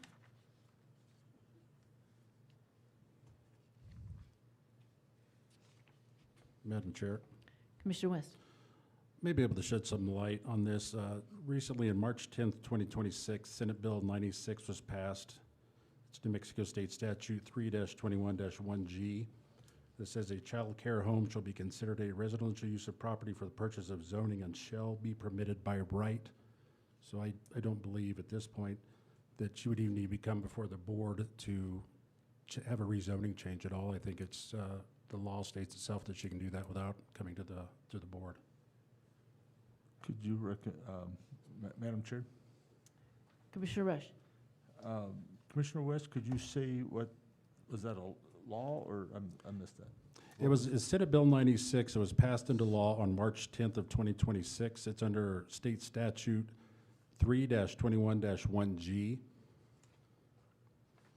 And it basically states that any residential property is permitted by right to have a child care facility. Good catch. So I don't think there's a need for Mrs. Valletta to even be here, to be honest with you. And I also, in our ordinances, and I'll have to find it again, but I did find that the childcare is the zoning, if I can get this straight,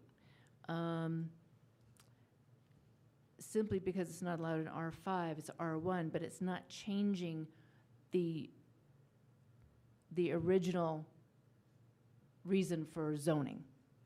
And I did not say that right. It's zoned residential. Correct. Right. And childcare does not need to be necessarily rezoned Correct. for that. Correct. Simply Edgewood's R5 didn't list childcare, only R1 lists childcare in our ordinance. Correct, but the new state law states that any R1 or R5 is acceptable for childcare. Yes, yes. Madam Chair? Commissioner Rush? Okay, so just to kind of maybe follow the detail here, so that was you said Senate, is that correct? It was Senate Bill 96. If you research it, its state law is 3-21-1G, and was signed in on March 10th, 2026, that Governor Lujan passed with something regarding the Probably the childcare. Child Care Act of Right. something along those lines, but it permitted in residential areas child care facilities in a home residence such as yours to be accepted. It said by right. I just wanted to be careful. I don't understand the legislative process, but, you know, I think in federal, you know, you have the legislature passes a bill, then the Senate has to pass the same bill.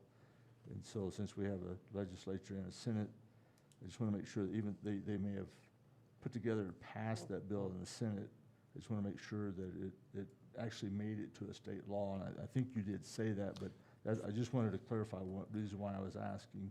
Yeah, for my reading, this was signed into law on March 10th of 2026. Okay, Okay. thank you. Okay.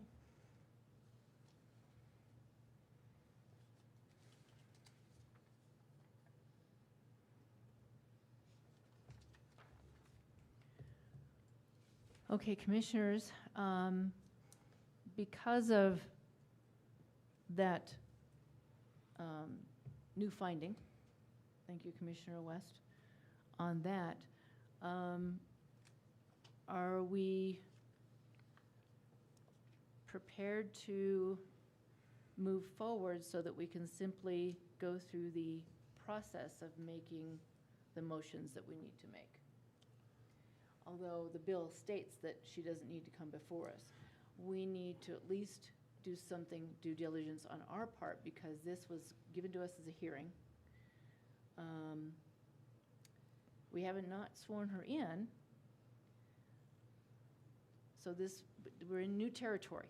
So Madam Because Chair? we have a bill that's been signed that's state law, but we have not adopted that ordinance yet. Madam Chair, yes, we'll have to add that to the, and that only applies to residential properties. So, yes, we'll have to update the zoning ordinance to reflect that change in permissive uses as a general statement, or just add it to each of the residential zone permissive uses. And so I think that and I think the idea is evaporated from my head. So we can motion, or we can acknowledge what we found in the acknowledgements. And it doesn't matter whether they were correct or missing anything, because it becomes a moot point, but we can acknowledge that, I think, and be done with that step in the process, and then we could make a motion and then we're, in regards to the application, but I want to make sure that we make the motion correct, and that it's not a approve, or it's not a table, or and so what would the motion be? Because it's Accepting the application based on a Senate bill that was signed into law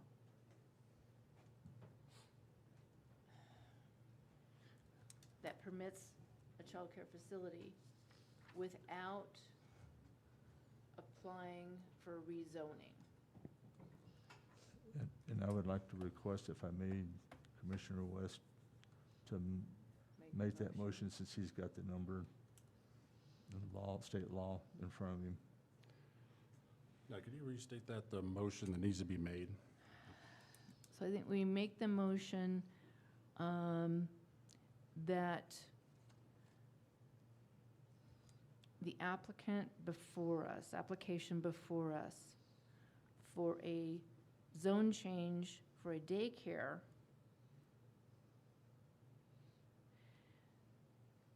is not required per Senate Bill 96 signed into law, because we don't, per NMSA 3-21-1G, signed into law March 10, 2026. So we're accepting it based on that, stating there's no rezoning needed. Okay. Can you just consider it closed? That's what I was thinking. I think you Well, could it's say an it's no longer application, so we necessary. still need to address the application, rather, I think we still need to address the fact that we have the application. It's on our agenda to hear as a quasi-judicial.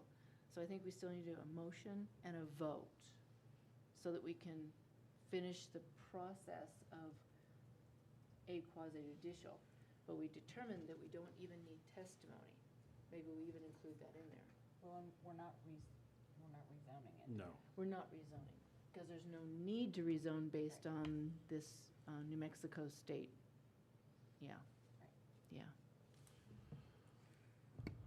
I'll give the motion attempt here. Okay, all right. Madam Chair, Madam Chair, but before we do that, I recommend we do our acknowledgement of what we saw in the notifications, right or wrong. Okay. Do we have to all go right, through I that, agree, right? I agree. So that, and that's gonna, again, would be Okay, section. let's do a motion to acknowledge the notification. But I also think that we need to add into that acknowledgement that we've determined it is not required. We're just acknowledging that we have it. It was entered into record. Madam Chair, Commissioner Rush. if you'd like, I can proceed and you say want to that proceed? And then we'll just. I acknowledge, I did see a letter to be mailed that didn't have the correct time and location in it. I did not see the actual published notice in a local newspaper, and we discovered that did not get published.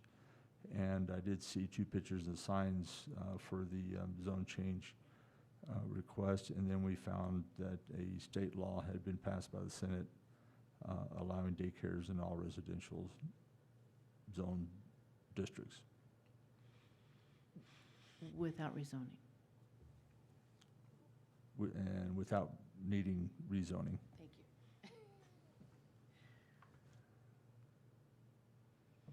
Thank you. Commissioner Holmes, do you want to acknowledge? I acknowledge the same. Commissioner West? I acknowledge the same as well. And I, as Commissioner Williams, also acknowledge the same. Madam Chair, Commissioner Rush? this next motion would be part of section 7.b. Roman numeral 2.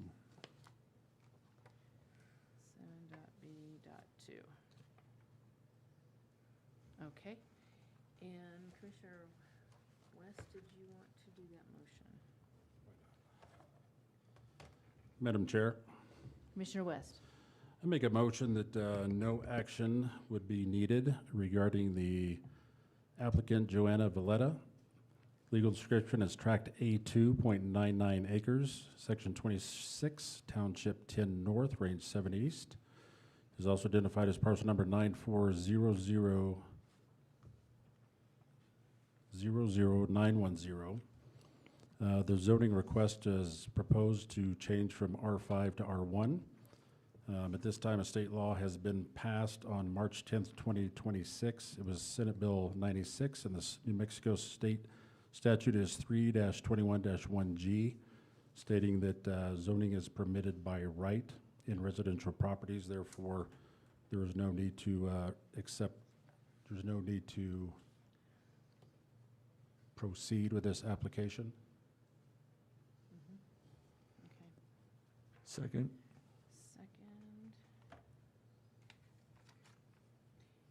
Discussion? Okay, with no discussion, all those in favor, please indicate by saying aye. Aye. Any opposed, please indicate by saying nay. Okay, the motion passes. And Ms. Valletta, thank you for coming. Thank you.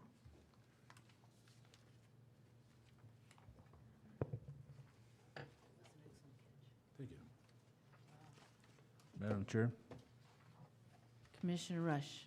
the next section will be acknowledgement and that for 3 Falcon Road for Joseph Toronto, and that is going to be section 7.c. Roman numeral I-1.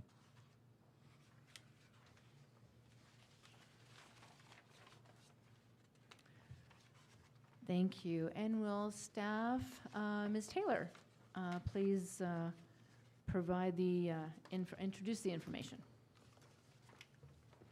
Yes, Madam Chair.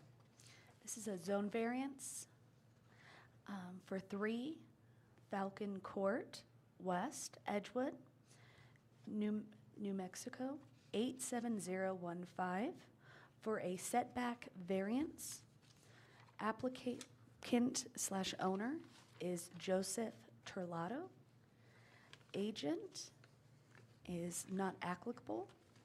Legal description is Lot 3, 2.5 acres, Section 34, Township 11 North, Range 7 East.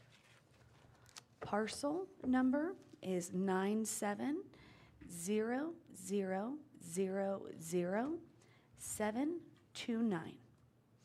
Zoning district is R2.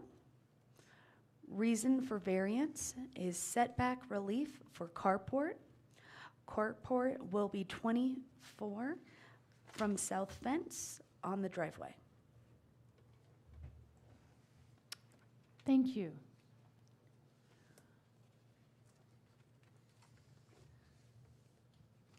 Let's see. So let's go ahead and do our ex parte communication and no conflict of interest. Commissioner Holmes. Hi, Commissioner Holmes, have no conflict of interest and have had no ex parte communication on this matter. Thank you. And Commissioner West. Have no conflict of interest or ex parte communication regarding this matter. And Commissioner Rush. I, Commissioner Rush, have no conflict of interest or ex parte communication regarding the quasi-judicial matter for this application. Thank you. And I, as Commissioner Williams, I have had no ex parte communication or conflict of interest on this matter. And let's go ahead and identify the applicant or agent. So, Mr. and Ms. Toronto, would you come up to the podium?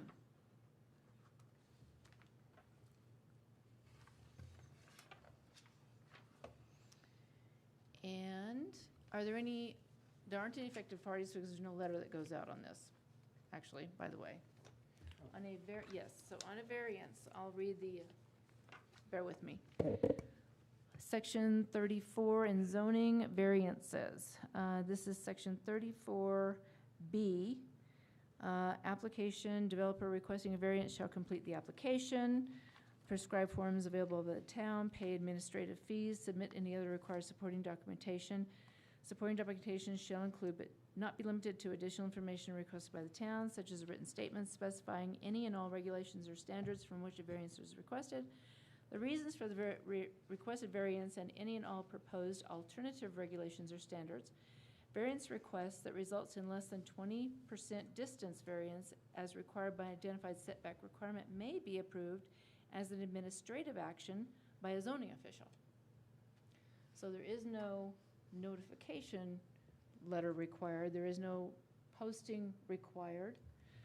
So this one does have a posting, but there's no public notice required, such as the letters. Madam Chair? Commissioner Rush. I don't think it's a problem. I was trying to find it. We've had so many things going on. I think that same section number, 34, D. Yes. Review and discussion.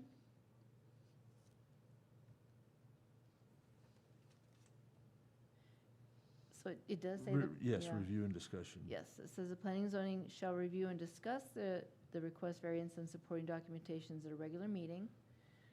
The public hearing, post signs, let's see, again, that actually, So that they do need to post signs, right? yes, and they did post signs, Right. I just wanted to, yes. I think, But there's no, no letters or no no letters newspaper posts. I required. agree. yeah, because it's just thought- a variance. I thought maybe we missed the So- post signs requirement. No, Okay. no. Yeah, this can be approved by planning and zoning staff, or it can go to the commission. Yes. With staff right now, I think the best thing was to go to the commission, obviously. So we will hear it because it's an option, staff or we hear it. So at this point in time, because there's minimal staff in the planning and zoning, we're hearing the action. Yes. So just that for the record. So, Madam Chair, Commissioner Rush. so we still do acknowledgement of a posting. Yes, because there was the sign actually is a required item. Okay, let's start with Commissioner Rush at this end this time. Madam Chair, I acknowledge that I see the pictures of the postings for this application. And Commissioner West. I also acknowledge that the property was properly posted on the property. And Commissioner Holmes. I also acknowledge proper posting on the property. Thank you. And I, as Commissioner Williams, also acknowledge proper posting as required by the variance ordinance. Okay, so let's go ahead and swear in Mr. Toronto. Madam Chair, Oh, sorry, Commissioner Rush. may I note that this is going to be section 7.c. Roman numeral 2.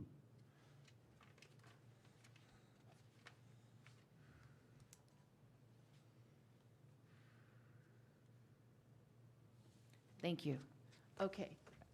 Ms. Taylor, go ahead and proceed. And sir, if you could please raise your right hand. Do you swear or affirm that statements you are about to give are true and complete to the best of your knowledge and ability? Thank you, sir. Thank you.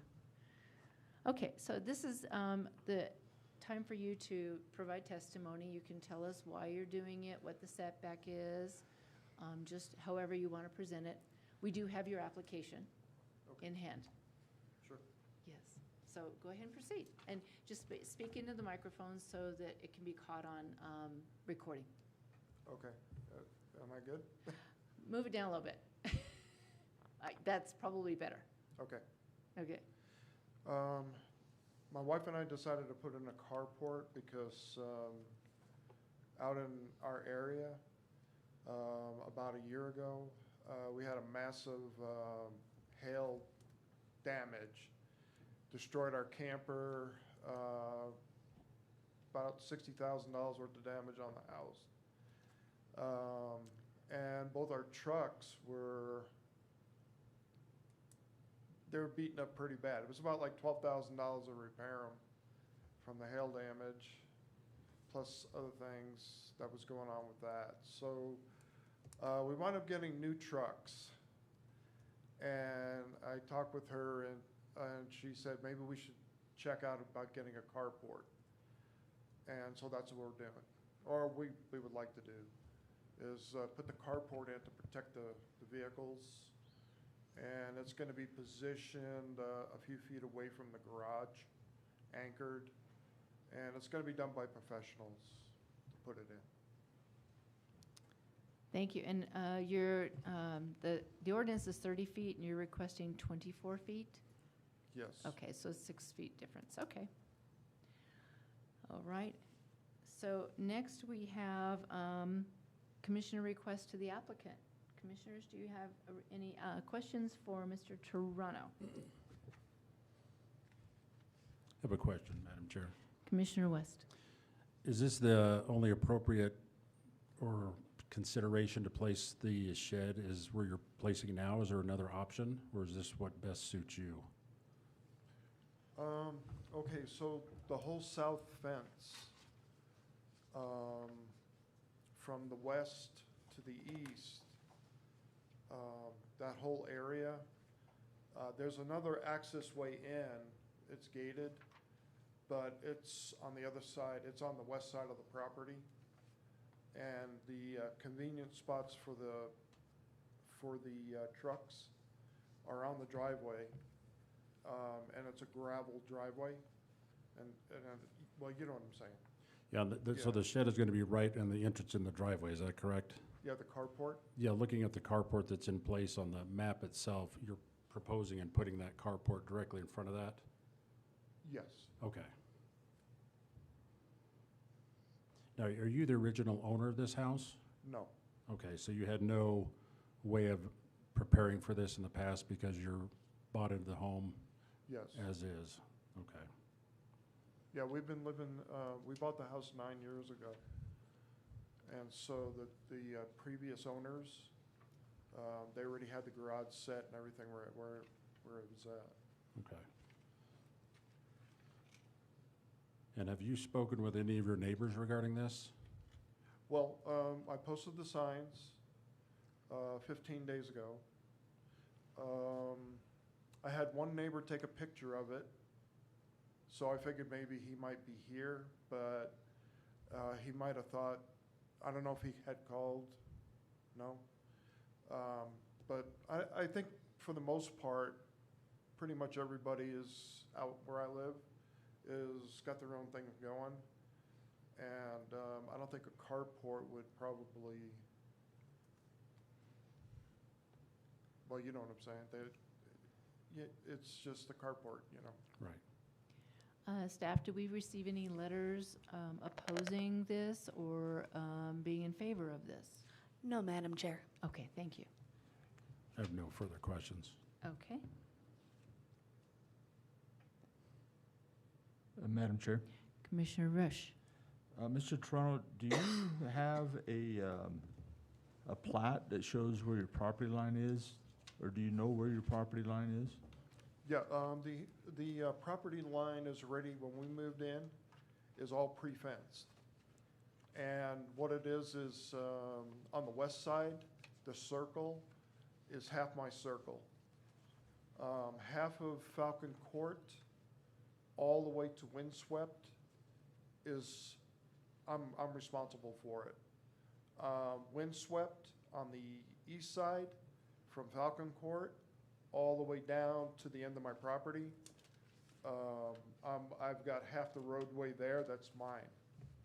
So that's basically, and then the easement is 16 feet from the edge, from the fence to the edge is 16 feet, and then the roadway, On the sides? yes. Okay, so where's your property, and I apologize if you've already told me, so where's your property line on the south side where Falcon Court is? Is that along the fence? Yes, Okay, so the fence, so your property line does not go to the middle of the road, it goes just to the fence, just at the fence okay? on the inside. And so, and that's a garage there, so, and you want to put in a carport that's going to be 24 foot long, correct? Yes. So I'm paraphrasing just to make sure I understand the geometry of what you're saying. So you will have, of the 30 feet that's required for a front setback, you will consume 24 of that and leave 6 feet of space between the carport and the property line or fence. Yes, So you'll have consumed 24 feet of the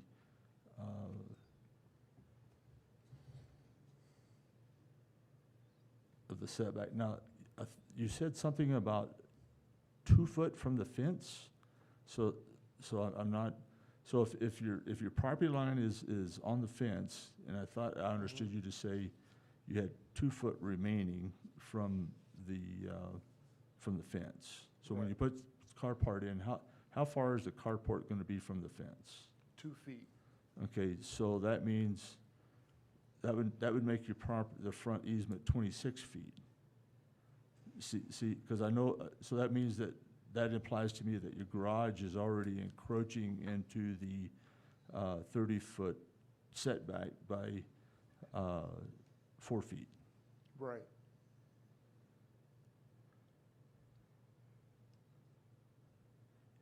And then I noticed in your application, you had talked about this garage was put in place before 2014. I did want to note with my other, okay, I'll do that later during discussion. So just to, I apologize, but let me reiterate from what we discovered. So the garage already encroaches 4 feet into the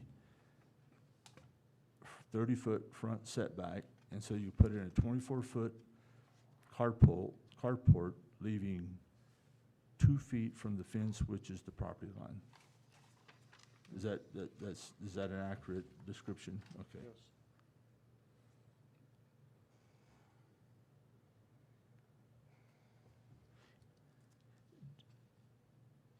And I don't know if it's a requirement, but since it's a question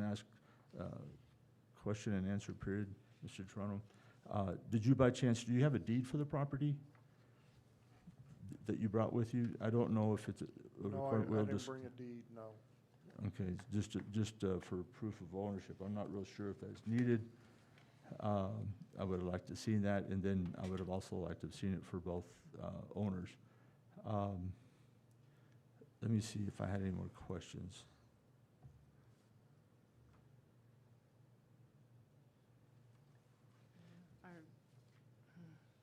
And okay, so the other question I might have, Mr. Toronto, is I understand that, you know, it's convenient for you to have the carport out front. But I was wondering if you had considered putting the carport on the west side of the garage, and then you would have protection from the east. I didn't know if that would be a workable option or not. And then you would not be encroaching upon the setback. But that would put it up against that fence that's there on the west, and I don't understand where that, you know, I don't know where your property line is there either. But I didn't know if you had thought about that as an option. Would that be an option to put the carport on the west side? I mean, The fence runs from the south, on that side, on the west side of the garage. The fence runs from the 16-foot easement, and it runs into the back portion of where the garage is. And from the garage to the fence is approximately 18 feet wide. So there's no way we're gonna be able to put that in there. I gotta rip out all that fencing just to put a carport in.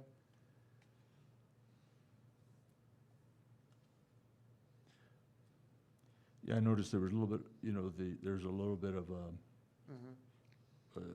jog there in that corner, and so.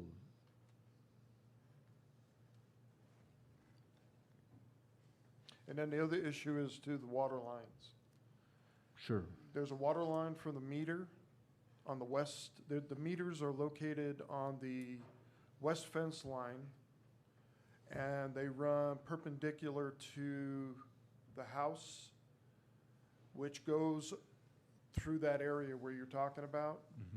And I'm pretty sure in the future I'm going to have to replace that line because the house is a 96, and I don't know if it was ever replaced, but I might have to do a dig out and replace that whole thing in the future. So there's nothing I can really put there. And then the gas line is on the opposite side of the garage. The gas meter is located on the south, and it runs down through the inside of the property to the house. That's the gas line, so that's safe.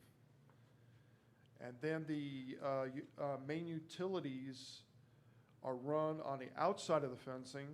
They're 36 inches down, and they're approximately about 2.5 to 3 feet away from the fence, because I had to do a mark out on it, and I had them come in and look at it to see if everything would be properly set. So we had to do that. And then the other issue was on this carport, I have to bring the carport up 12 feet to a 12-foot height. The reason why is because the road is approximately, I would say about a 3% grade. It's probably got about a 3% grade where it drops down in the front where the trucks park. They park on an angle. They park down this way, and the garage is here. So they park down on an angle, and so I have to go higher to make a 9-foot clearance, so we can drive up underneath them. So that's the other issue on that.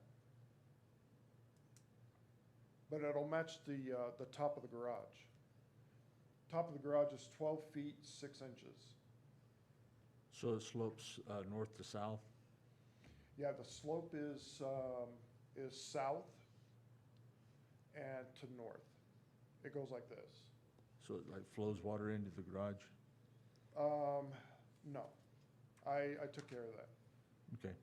But I would, otherwise it would have been a problem for you. Right, if you look at the paper, if you look at the way everything is laid out, I've got a drainage ditch that I cut in with my tractor. It's 6 feet wide, and it runs almost to the end of the fence. It goes from the garage, it goes west to east. Then I got another variance cut in for that thing, to run water away from the house. So I had to cut that in.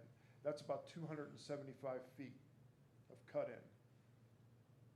So when we bought the property, it wasn't disclosed that the property is a flood zone. So I had to take care of all that so we don't get water into the garage and get the water into the house.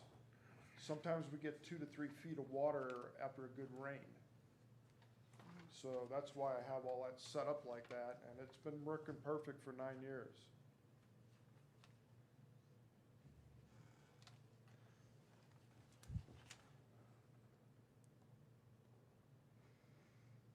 So that property line, Mr. Toronto, that runs along the south fence, is there an easement on the inside of the fence or south of the fence? Is there happen to be an easement anywhere along that line, that south property line? Okay, there's a 16-foot easement from the fence to the edge of the road. And then the edge of the road to the center is on my property line. So I own half that road, and I own all the way up into the court, all the way up. That's all mine. And then Windswept, which is on the east side, I own 16 foot of easement, and then the road, half the road is mine. So, Mr. Toronto, what I'm trying to get in my head is that you're gonna consume basically 28 feet, you will have consumed 28 feet of front setback, and then there's a road, and there's an easement, and so I think there's an issue with visibility of that being so far out, but what I'm trying to look for is the safety also, is so if, I'm trying to determine whether or not they would be able to widen that road all the way up to your fence. But, and so you have a property, you own the property out to the middle of the road, and is that 16 feet from the middle of the road to the fence? No. The easement is 16 feet. The road is a 2-lane road, so add an additional 12 feet. Okay, so there's a utility easement And then, on the yeah. south side of the fence. Right, you've got gas Six- lines that are on that easement, Along, on the other side of the fence, on the Parallel- outside of the fence. yeah, parallel to the fence, and then there's a Right. road easement. Right, So there's 2 easements there. right. 16 and what was the other number, 18? I'm sorry, I missed it. Well, it's wide enough to fit 2 vehicles side by side. It's, it's a, what do you call it, it's not a city road, it's a private road. It's all gravel and stuff, and we have to go out and maintain it. So,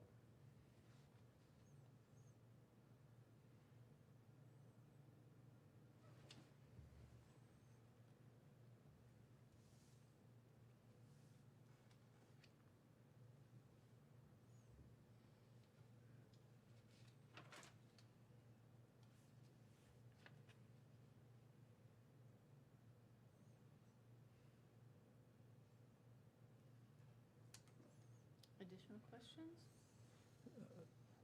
Madam Chair, I have no further questions at this time. Okay. Commissioner Holmes, Commissioner West, any questions? I would just comment that the tax records do show ownership.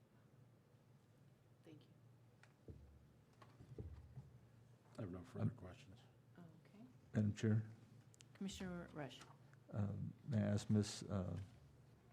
Elise Taylor, could you repeat that for me, please? Well, somebody just said something. I thought it was Commissioner Holmes. I'm sorry. Oh, yeah, ownership's been verified of the property. Okay. Yeah, Tax records. yeah. Thank you. Yeah, tax records. Wasn't part of the required ordinance, but it's due diligence. Thank you very much.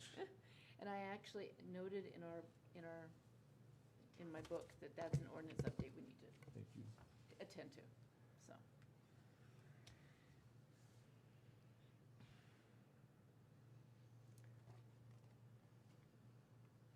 Okay, if there's no further questions. And I did not identify, are there any affected parties that wish to provide testimony on this? No? Okay, covered that one. All right. Is there any public comment in favor of this particular application? Is there any public comment opposed to this particular application? Okay. So we're going to, if there are no other further questions, commissioners, we'll close the hearing portion of this. Okay, we're closing the hearing portion of this, and we are moving on to commission deliberation. So I believe there is a staff report in our packet on this.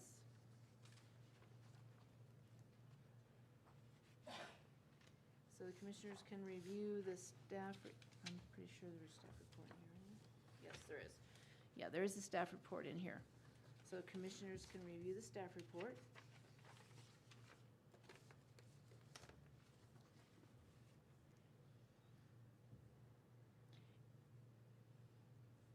And under staff recommendation, I did ask that the staff just refer to Planning and Zoning Commission at this time, which is why you see that particular portion.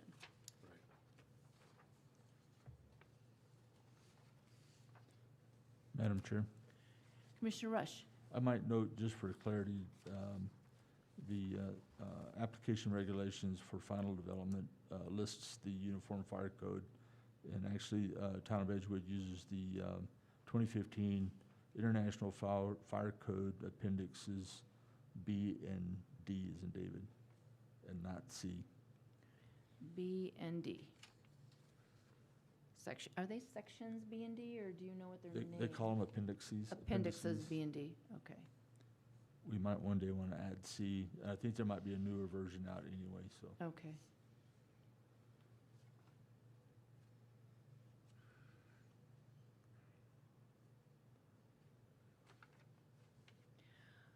I will, based on the questions and the answers that Mr. Toronto brought forth, I would probably say that if we were to put any other requirements on what he's submitted, it might result in an unnecessary hardship, which in our ordinance, it says a variance may be granted, but only if such variance is consistent with general intent, purposes, in accordance with applicable and legally adopted plans, not detrimental to the general public welfare, and where owing to special conditions, a literal enforcement of the zoning ordinance will result in an unnecessary hardship. And what I heard from Mr. Toronto is there would be quite a bit of unnecessary hardship in order to place it maybe differently because of the position and the utilities that he already has. So I just wanted to bring that up also with, under the variance.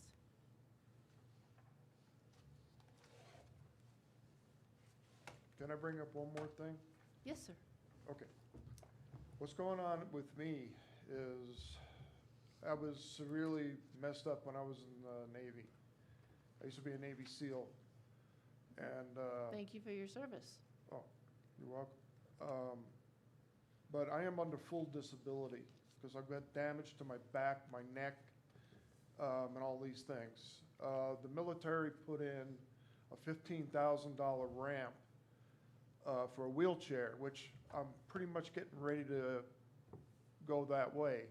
I've got a leg surgery coming up on September 14th. So this carport is pretty vital because I've not only got to get down the ramp and get in there and get in the vehicle, so this carport's going to protect the vehicles from ice and stuff during the wintertime.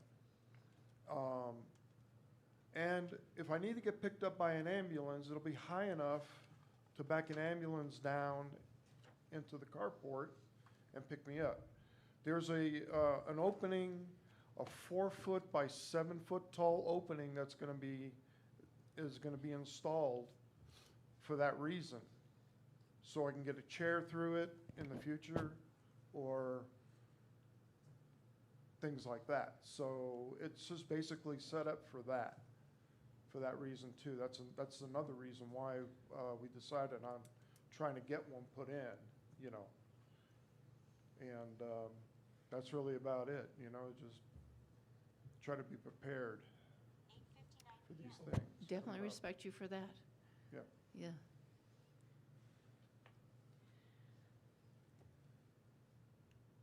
Okay, do commissioners have any questions on the staff report? I do not. I do not. I don't. Okay. All right. So discussion and deliberation, if there's any discussion.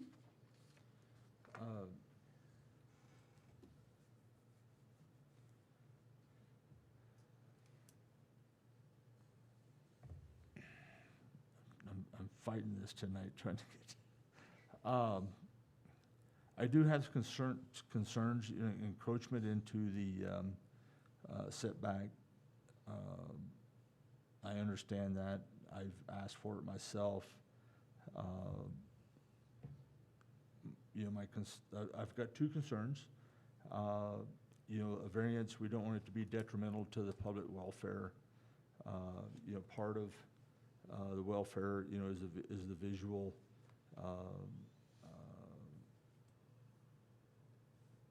that we see in the town.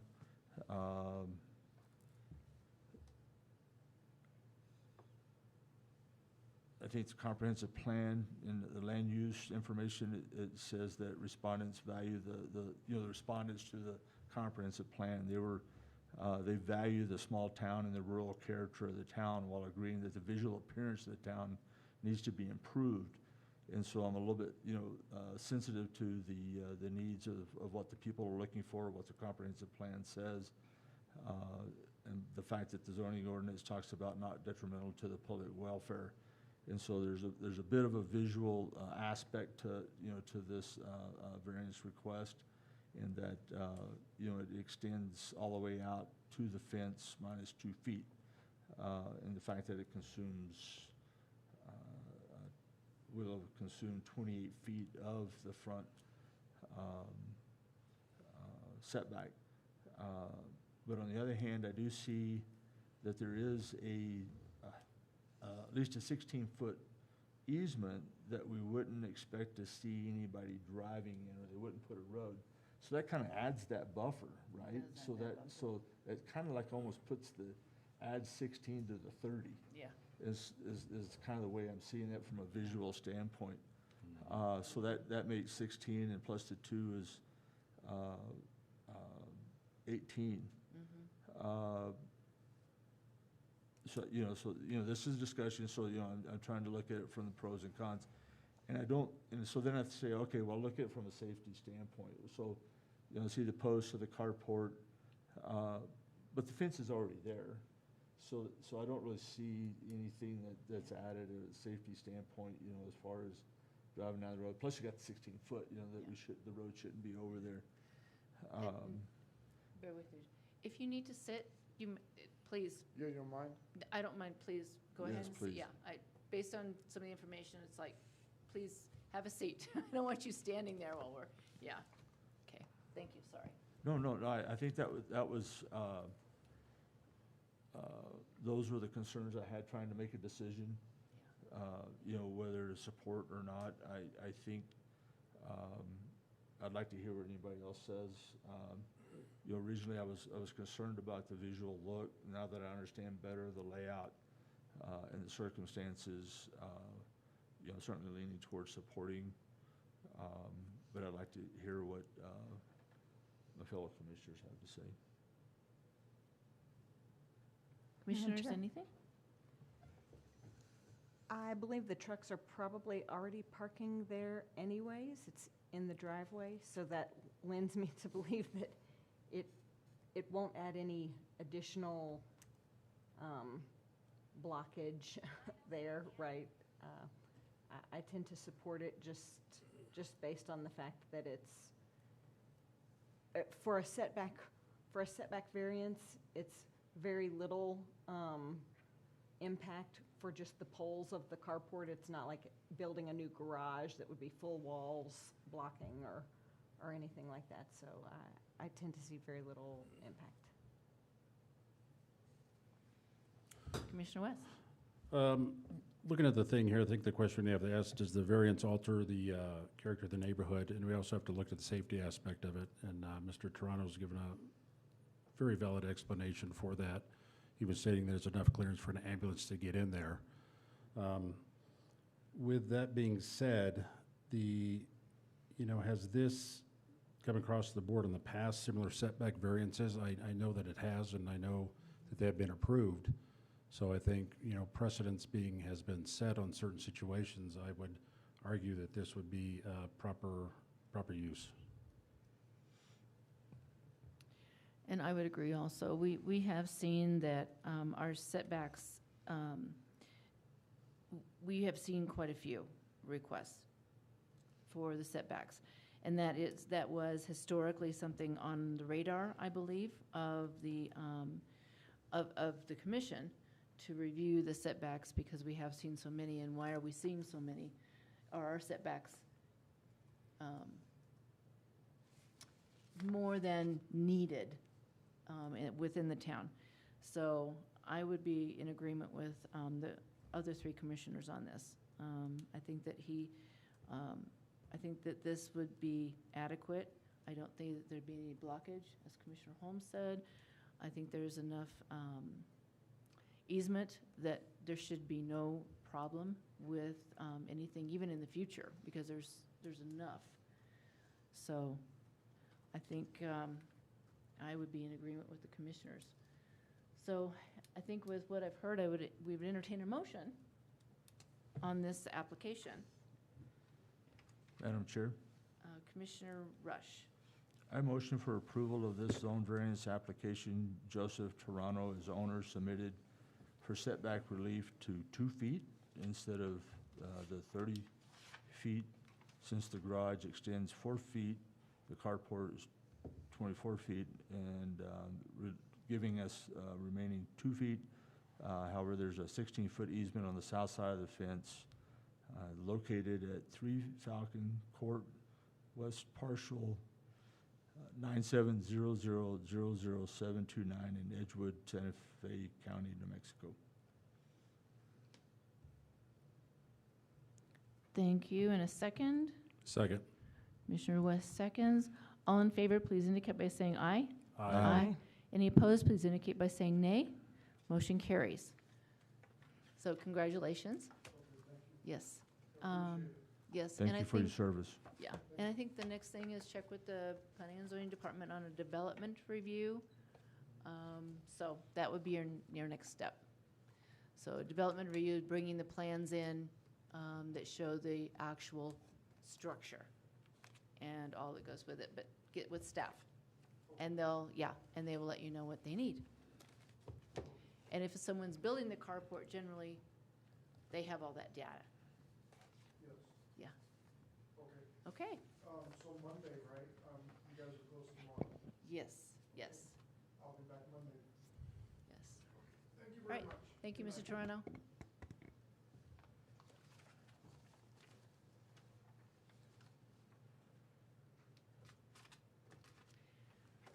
Okay, moving on to matters from the staff. Ms. Taylor. Thank you very much, Madam Chair.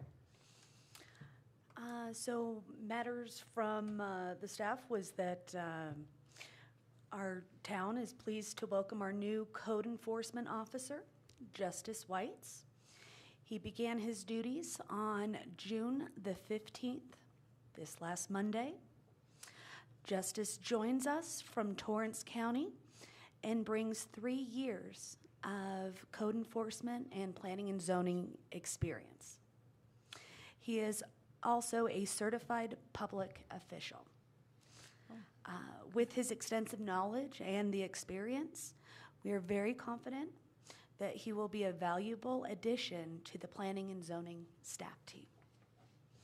To further strengthen our land use and planning efforts, we are also exploring additional training opportunities and classes related to land use regulations and development. The next town dumpster days will also be held on June the 27th and June the 28th from 9 a.m. to 3 p.m. or until the dumpsters are full. Edgewood residents are welcome to participate and must present a valid ID. The event will take place at the Edgewood Roads Department, 20 Municipal Way, here in Edgewood, New Mexico. Also, additional reporting is available after the meeting regarding business licenses, which was discussed the last meeting. Thank you. Thank you. Any questions for staff? I do not. I do not. I do not. Okay, thank you. Matters of the commissioners, I don't have anything this evening. Commissioner West? I don't have anything either. Okay. Commissioner Rush? I do have a few things. Apologize at being late. I'll go through them quick. I recommend that we stop using any new applications or procedures that were created and implemented within 2026, especially if they have not been vetted. And then, and thus return to procedures and forms from the past.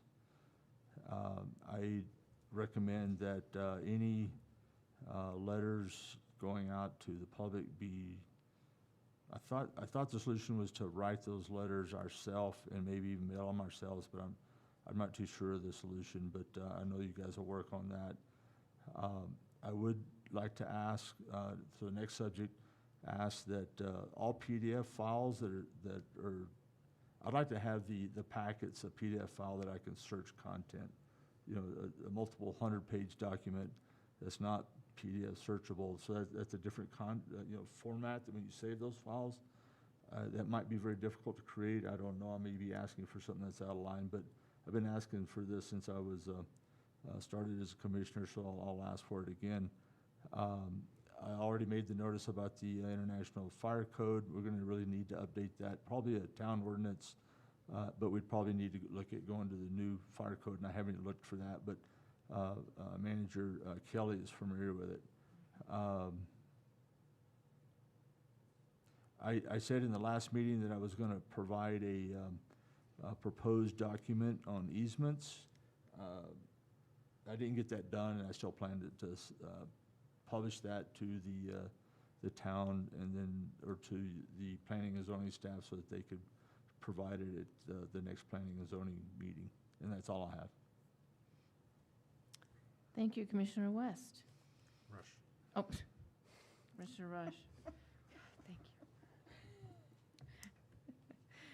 I'm going to move your seat over here. I'm the better looking one. Can't argue that. Not going there. Okay, Commissioner Holmes. Nothing today. Okay, thank you. Okay, calendar update. We do have the July 16th, which we had initially planned on not having a July 16th meeting.